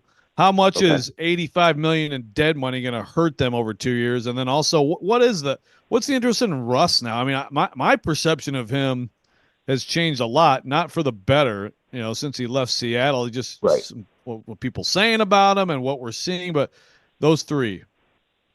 Okay, throw those at me one at a time. Okay. You expect me to remember 3 things, but let's just go one at a time. Throw me the first one. What's Denver going to do at QB? Okay, what's Denver going to do here? All right. Really interesting thing here right now. I think there are people in the franchise that are confused about Russell being a backup with the Broncos right now. And it's weird to have people in the franchise share the same opinion you do when you're like, so you're trying to protect him from injury, and this idea that $37 million could be guaranteed for injury, but you're not deactivating him for the rest of the season, because it's sort of a half measure. You're like, okay, there's one layer. Jarrett Stidham now is your starter, but it's the year of the backup. We see a multitude of starters getting hurt. So realistically, Russ could end up still playing for you right now. Does that make sense? There are people in the franchise that are like, yeah, I don't really get why we're not just deactivating this guy the rest of the season. So first and foremost, it's a little bit of an oddball situation that I think people in the franchise understand the monetary approach to this and not wanting Russ to get hurt, fail a physical in March, and then be on the hook in 2025 for $37 million in salary. So it's oddly disjointed the way they're even handling this right now. But from what I understand, there's no grandiose plan at quarterback. The first thing I asked was, when I started to dig into this, okay, well, if you're getting rid of A, there's got to be a B, right? Like, tell me who the B is. It certainly can't be Jarrett Stidham, right? I know he signed the guy to a 2-year, $10 million deal, but that's not really the big plan at the end of the day. And what I got back was a shrug, like, we don't really know what Sean's plan is right now at quarterback. Financially, what makes sense is if you're going to take a massive salary cap hit, $80+ million in 2024, if you split it post June 1 and try to spread it over 2 years, the plan has to be, okay, if there's another plan at quarterback, it can't be wildly expensive. It's got to be a cheap option.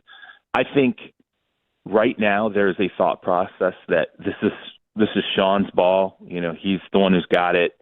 He's the one who's going to make this decision. It's clear he's running the franchise right now.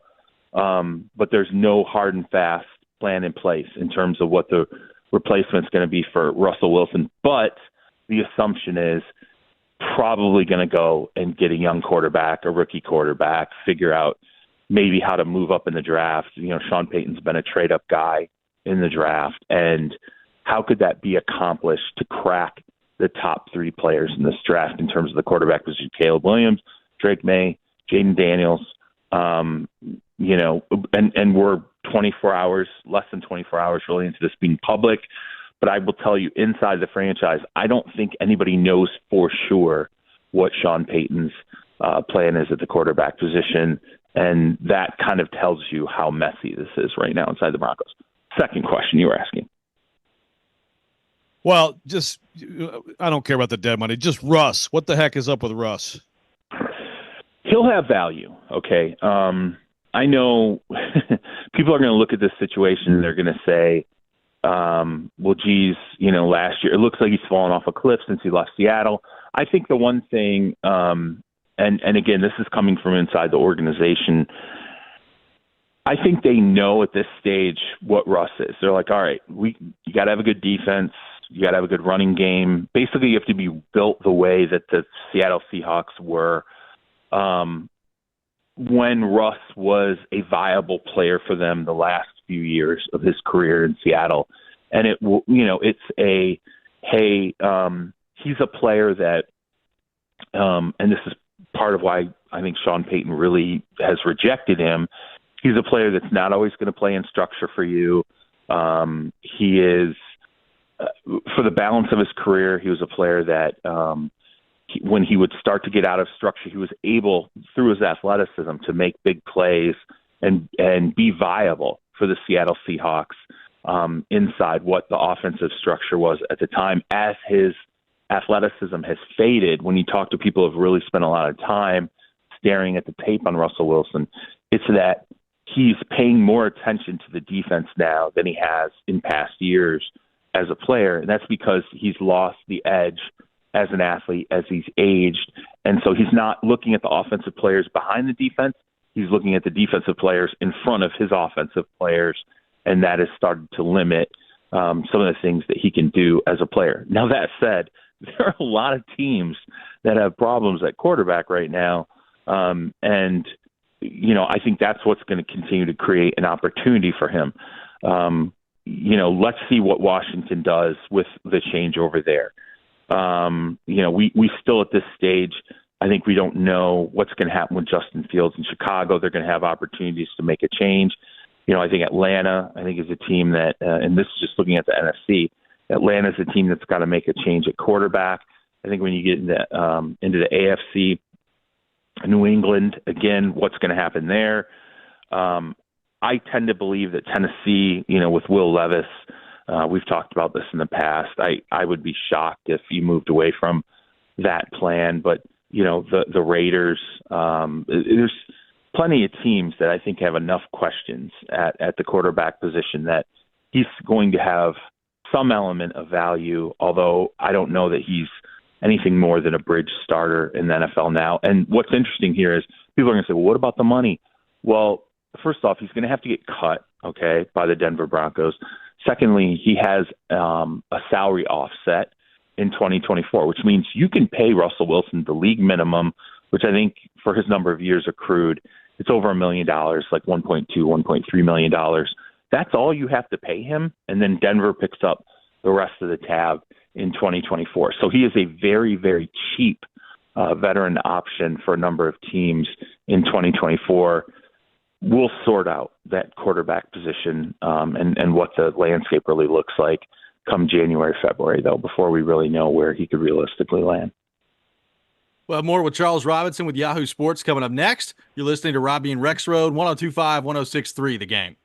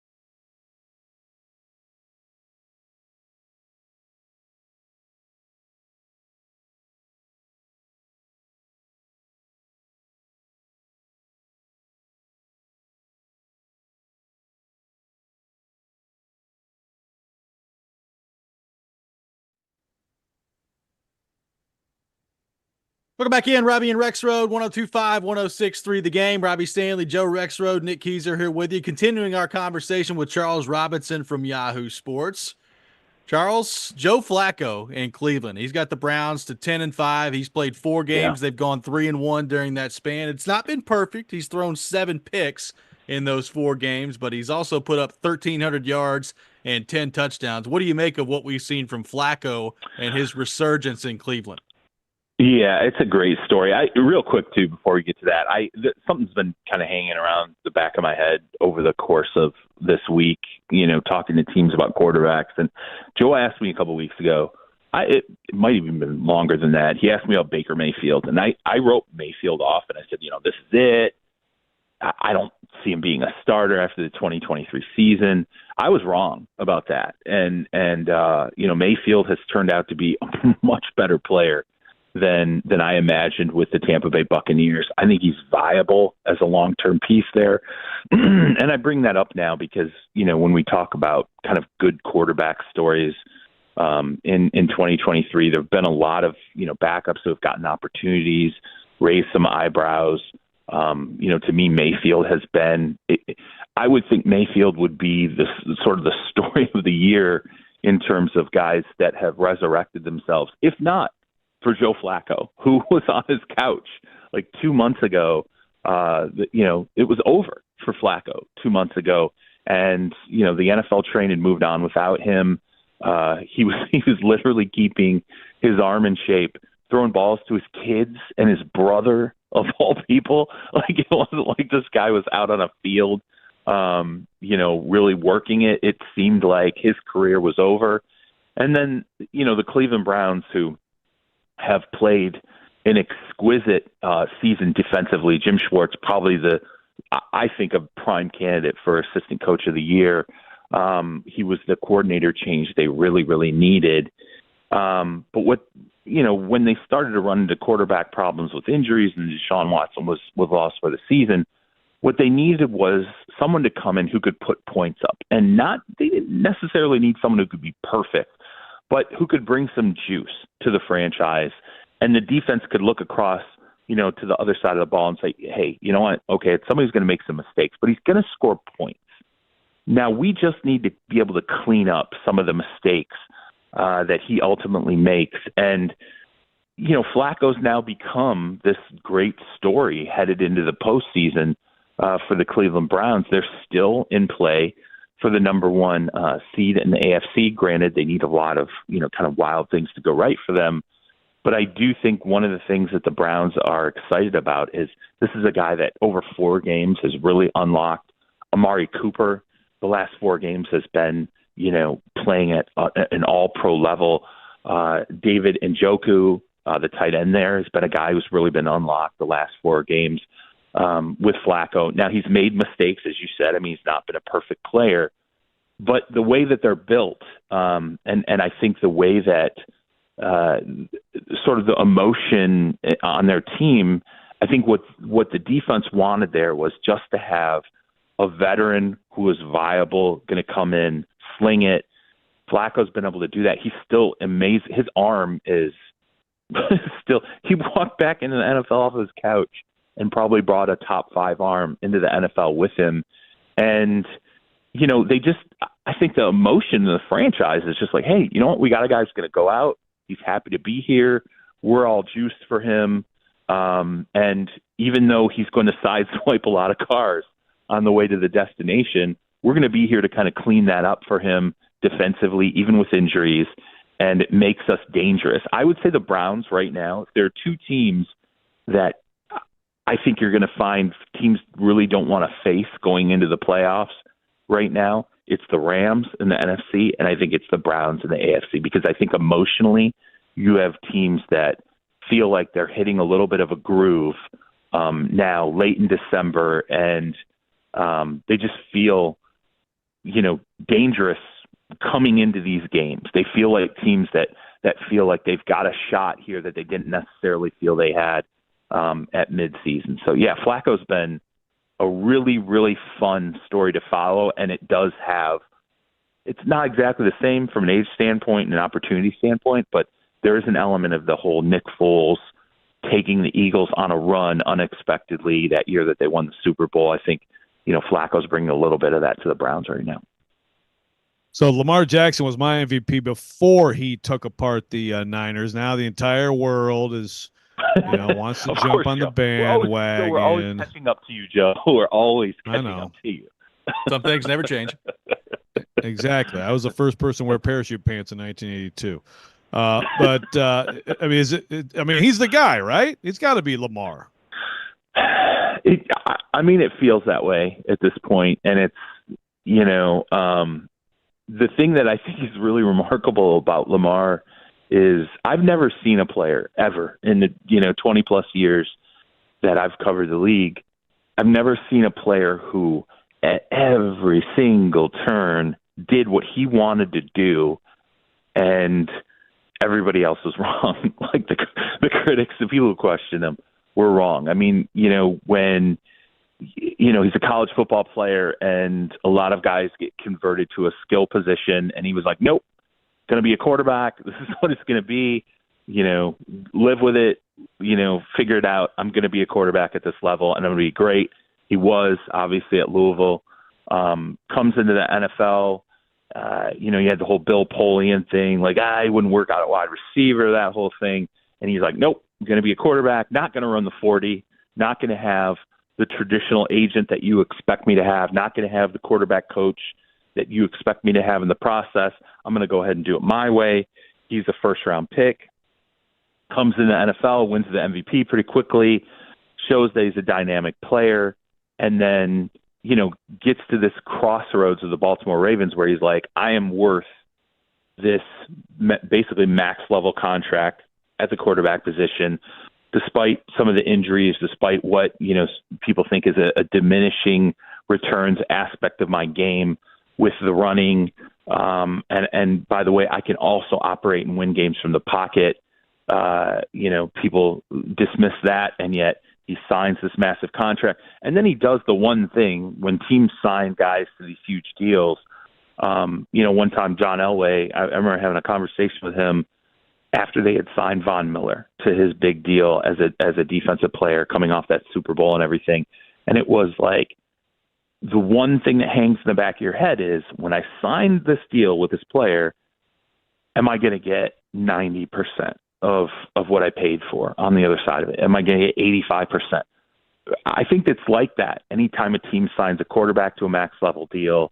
And yet Lamar Jackson has been 100% and more for the Ravens this season.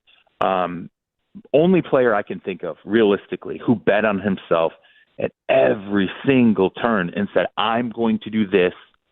People disagreed. And then on the other side of it, he was able to accomplish what he ultimately thought he could. That's what he's turned into this season as an MVP. Now, the offense has been retooled around him. I get that. Defensive coordinator change, skill positions have really been turned over for him. But I think in that 49ers game, if I'm going to agree with you that he's MVP, and I have a vote in this process, I'm going to put it in the hands of a lot of people in the league and ask them to weight a few different players. But the one thing I saw in that 49ers game that I think is so special, he's able to manipulate a defense into, he just warps them. He gets them out of what makes them comfortable. And we saw that against the 49ers, and that's how, the Ravens are winning a lot of these games right now, is his ability to not necessarily be that, hey, I'm going to run all over you and, put myself in danger. He runs selectively now. He wins a lot of games from the pocket. Nick Bosa said that going into that game. He's a different player than, what I saw back in, 2019. He wins more games from the pockets. He manipulates defenses, and I think that's what makes the Ravens so incredibly dangerous on offense going into the postseason.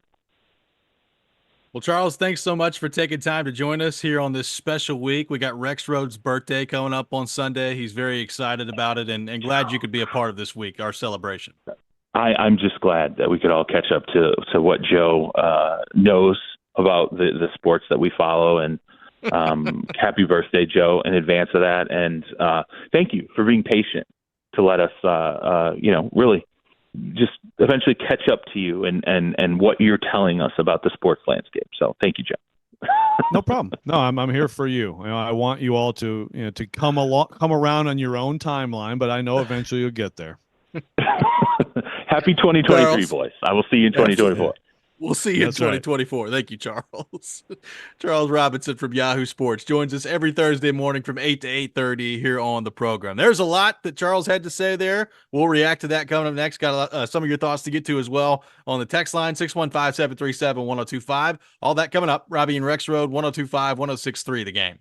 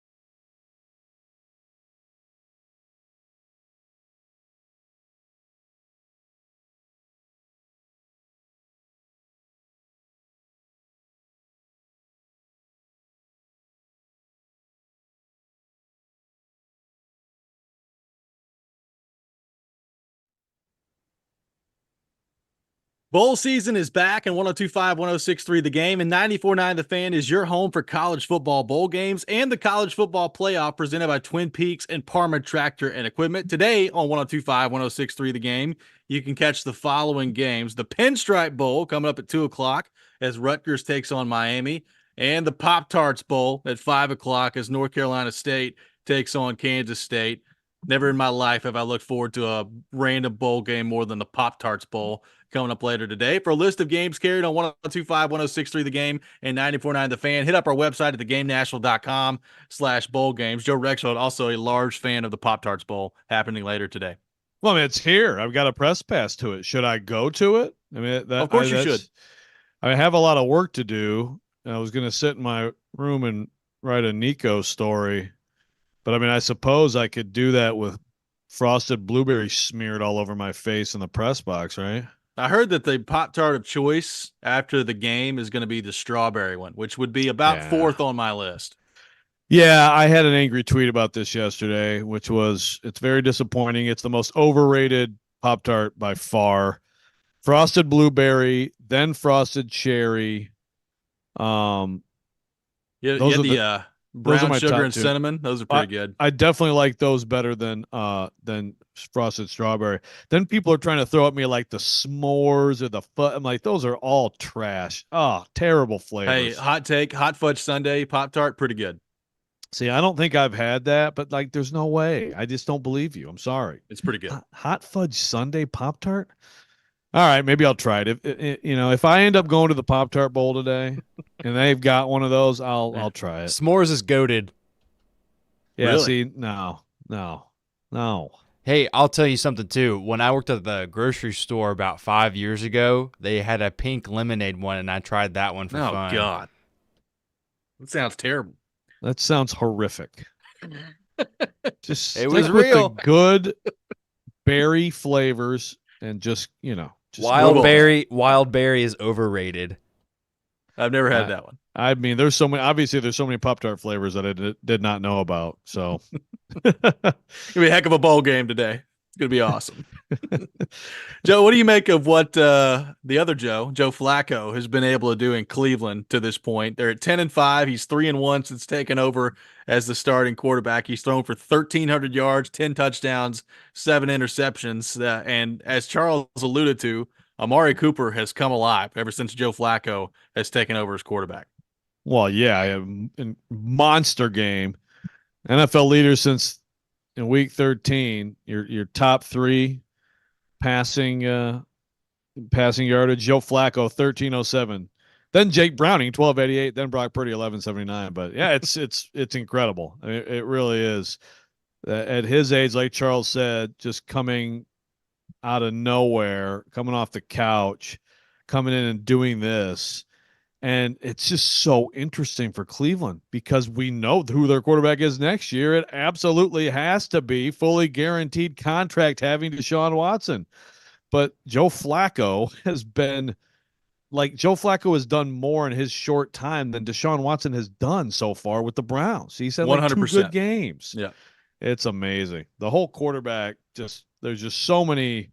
It's obviously the most important position and it's the most obsessed over position, but there's just so many teams with really interesting situations. Actually, if you're a Titans fan, I mean, you should feel good. Like you're early in the process of, a drafted QB that you feel good about is going to get a chance to be the guy. And that's another thing too. Like Charles brought up Baker Mayfield.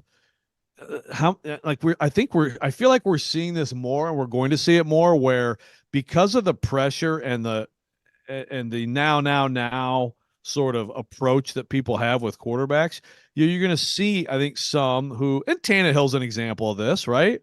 Who get a chance. Now, Tannehill got the second contract at a team that drafted him, but, maybe get discarded before that and then end up actually being pretty good. Like Geno Smith? Yeah. And, but like Baker, I really thought Baker, he had at 1 year at Cleveland. I was like, yeah, he's actually this pick is going to work out for them. And obviously a lot of things went sour there other than like his performance, and injuries were part of it. But I think he's a legit guy. And that's an interesting situation for Tampa Bay because they were one of those teams that I thought for sure was going to be probably looking, to get in and draft one of these guys. And they're probably going to win the division now. And he's been really good so far this year. And, does he get a long-term deal there? I still have my doubts about that, but a couple more years of Baker Mayfield, see what you have. I mean, he's thrown 26 touchdowns and 8 picks this year and 3,500 yards. He's been pretty darn good. Yeah. And so it's that. And I'm with you. I don't think he gets the huge deal, but it's different timelines and then just sometimes change of scenery and someone that we thought one thing about, all of a sudden it turns into something else. Again, Tannehill ends up, it ends up not really, most of it is not his fault. But I mean, the way he was playing in 19 and 20 was way beyond, I think, what a lot of people in the NFL thought he was capable of. 615-737-1025, our phone number, 615-737-1025. Coming up next, speaking of quarterbacks, some news on the quarterback front with a couple of local teams. We'll get into that coming up next. By the way, I got a text on the text line that says, stop being a boomer, Joe. S'mores Pop-Tart's amazing. Hey, man, I like s'mores, so give me some graham crackers and fudge and marshmallow, and I'll eat a s'more. If I want a s'more, I'll eat a s'more. If I want a Pop-Tart, you frosted blueberry. More coming up next. You're listening to Robby and Rexrode, 102.5, 106.3 The Game.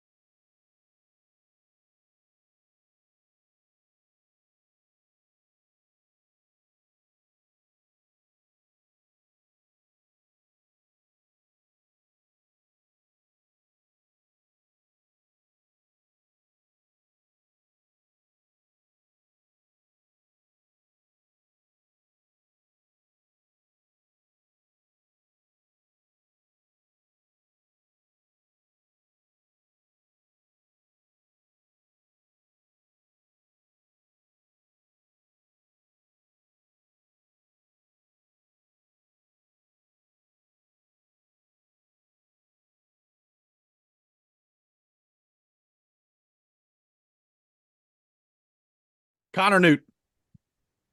Welcome back in, Robby and Rexrode, 102.5, 106.3 The Game, brought to you by Chuck McDowell Medical House Calls, Middle Tennessee's best medical care in the comfort and safety of your own home. For more information, go to medicalhousecalls.com. Medical House Calls, where the nearest clinic is your home. Robby Stanley, Joe Rexrode, Nick Keyser here with you on this Thursday morning. Lots of Pop-Tart texts rolling in right now on the text line driven by WilsonCountyHyundai.com, including those god-awful strawberry without frosted flavored Pop-Tarts, which may be the worst on the earth.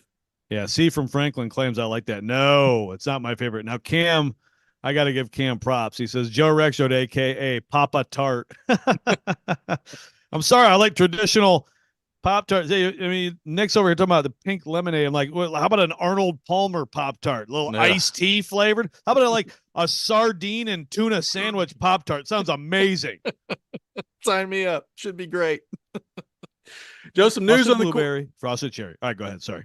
Some news on the quarterback front. Nico Iamaleava starting for the Tennessee Volunteers. I also want to point out that's the fourth time I've said his last name today, so everybody else can pound sand. I've at least attempted the last name. He's starting for the Tennessee Vols. That announced yesterday that Nico's going to be the starter. Joe Milton opting out of the game against Iowa. Makes the game, to me, infinitely more palatable. I'm looking forward to seeing what Nico is able to do in his first career start. I think it's going to be a tough challenge against that Iowa defense, but what did you make of that news yesterday for Tennessee and what it means for the Vols in the Citrus Bowl against Iowa? Well, what it means for me is what really matters, Robby, and it means I'm excited to be here, and I've scammed Adam Sparks into driving me to practice today, and then we get to talk to Nico. But, yeah, I think it's just a way more interesting Cheez-It Citrus Bowl for the Vols fans, for sports fans. You know, Joe Milton had a solid. I mean, Joe Milton's numbers are really good this year, and he had some good games and some good moments. And good for him for hanging in there at Tennessee, and he got better. And I think he'll be drafted. You may not think he'll be drafted. I think he'll be drafted. I just as long as it's after the 5th round, that's fine with me. Yeah, I know. We should have just done pass, failed, undrafted, or drafted. I would have won for sure. But yeah, it's interesting how it all came about. It kind of, I think Joe was waffling. Speaking of Lego Maego, was waffling a bit on playing and decided not to. And I think I don't think it matters. I don't think it's going to elevate him or take him down. Whatever happened in one game. But for Nico now, it's really fascinating to see what he's going to do in this game against a really tough defense, really solid, sound defense that I think you're going to have to take, some short stuff. And of course, Tennessee's been living on short stuff this year anyway, because they haven't had that explosive downfield passing attack. But I'm really excited to watch him and see how he does. I am too. I think it's going to be fun to see. Going to be interesting to see, we talked about it earlier. He's gotten into some games this year, but they've been up by so much when he's been in that he hasn't had the chance to throw the ball a lot. You've seen him escape some pressure. The elusiveness has been on display a little bit, but I'm excited to see what happens when he's got, an entire game plan at his disposal and he's able to open it up and throw the ball. And look, you brought this up earlier, which is an interesting point to monitor in this game. Tennessee's got a new receiving core coming in next year with, Mike Matthews is a 5-star, and they've got some things to be excited about in that room. I don't think it's a stretch at all to say that the receiving core this year was completely underwhelming as to what we thought it could be heading into the season. So, you got Squirrel White, who's a good player. We'll see what the future holds for Brew McCoy and whether or not he's going to be back next year and what that all looks like. But this game specifically, can a Caleb Webb or a Chaz Nimrod, some of those guys that got a lot of playing time at the end of the year, can they step up and start to develop some chemistry with Nico? Because that's going to be needed heading into next season.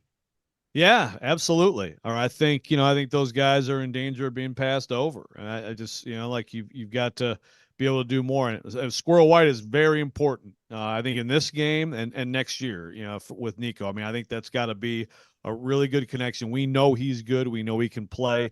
He can't do it all. He needs more help. He's to me, the quintessential slot receiver, and he can make plays all over the field, but you've got to have more than that. So who emerges there? Who emerges at running back? We know Dylan Sampson, but what of the young guys, like is Cam Seldon going to have a breakout game? Apparently Jabari Small, I guess he's going to transfer. A little bit surprised by that. And of course, we know Jalen Wright. It's too bad, it's too bad that Tennessee fans don't get to see Jalen Wright play once more. Because I tell you what, he was just fantastic this year. He was, no question about that. On the Titans front, Will Levis back on the practice field yesterday, Joe, as a full participant at practice. So dealing with the ankle injury, what we have thought was a high ankle sprain, which you have doubts about ever since then. So we'll see what it actually is. I kind of have doubts too that it's a high ankle sprain if he's back a week later on the practice field being a full participant in practice. But regardless, C.J. Stroud, a participant yesterday, limited for the Texans coming back from the concussion. So there's a chance coming up this weekend, Joe, that we could see the Levis and Stroud matchup that we've been clamoring to see. That would be fun. Now, I would err on the side of caution if I were the Titans, even if if he's 80% or whatever. I'd be hesitant. You just don't want to aggravate something. You don't want something to become just like a constant injury. You've got Ryan Tannehill there ready to go. He's a good quarterback, but I know fans would obviously much rather see Will Levis, and that would be fun to have Levis Stroud part 1. It seems like it's trending that way. Video I saw, and I think I saw video from TD and from Sam Phelan. He looked very he looked good out there. So I think they'd have a hard time keeping him off field. But if there's any question, there's no reason to force it. You're out of the playoffs. High ankle sprain does not mean today in general in sports what it used to mean. It just doesn't. I don't think it's like some medical breakthrough. I think it's being mislabeled. But regardless, for him to be just basically dealing with an ankle sprain, and if he only misses a week after that fall, I guess that also speaks well to his flexibility and maybe his ability to avoid serious injury. Maybe he's done some of that pliability that Brady used to talk about. Get some stretching in there. Could be. Levis and Joe Milton, speaking of Joe Milton, both of them had leg, underneath them awkwardly with a defender there this year. Looked very similar. Like similar plays, and in both cases, they're fine. Yeah, just walking away. And, Milton even returned in the same game. Levis, had to sit out a little bit of time, but it's been kind of wild how those two injuries worked out that way. And, that Texans defense, it kicked the Titans' butt last time out. So if Levis is back in there, an opportunity for him and for Derrick Henry and DeAndre Hopkins for a little bit of retribution. I know that obviously the way they showed against Houston last time is not the way they want to close things out here to end the regular season. And it would be much more exciting for Titans fans if he's able to go on Sunday. So I'm pulling for that. Joe, enjoy yourself in Orlando. Avoid the hallway parties in the hotel. And let us know tomorrow if you make it to the Pop-Tarts Bowl. Okay. Whether I do or not, I promise that I will eat Pop-Tarts. Good. Okay. Very nice. Pop-A-Tart signing out. That does it for us today. We'll be back 6 a.m. tomorrow. Chasing Big Joe coming up next. You're listening to 102.5, 106.3 The Game.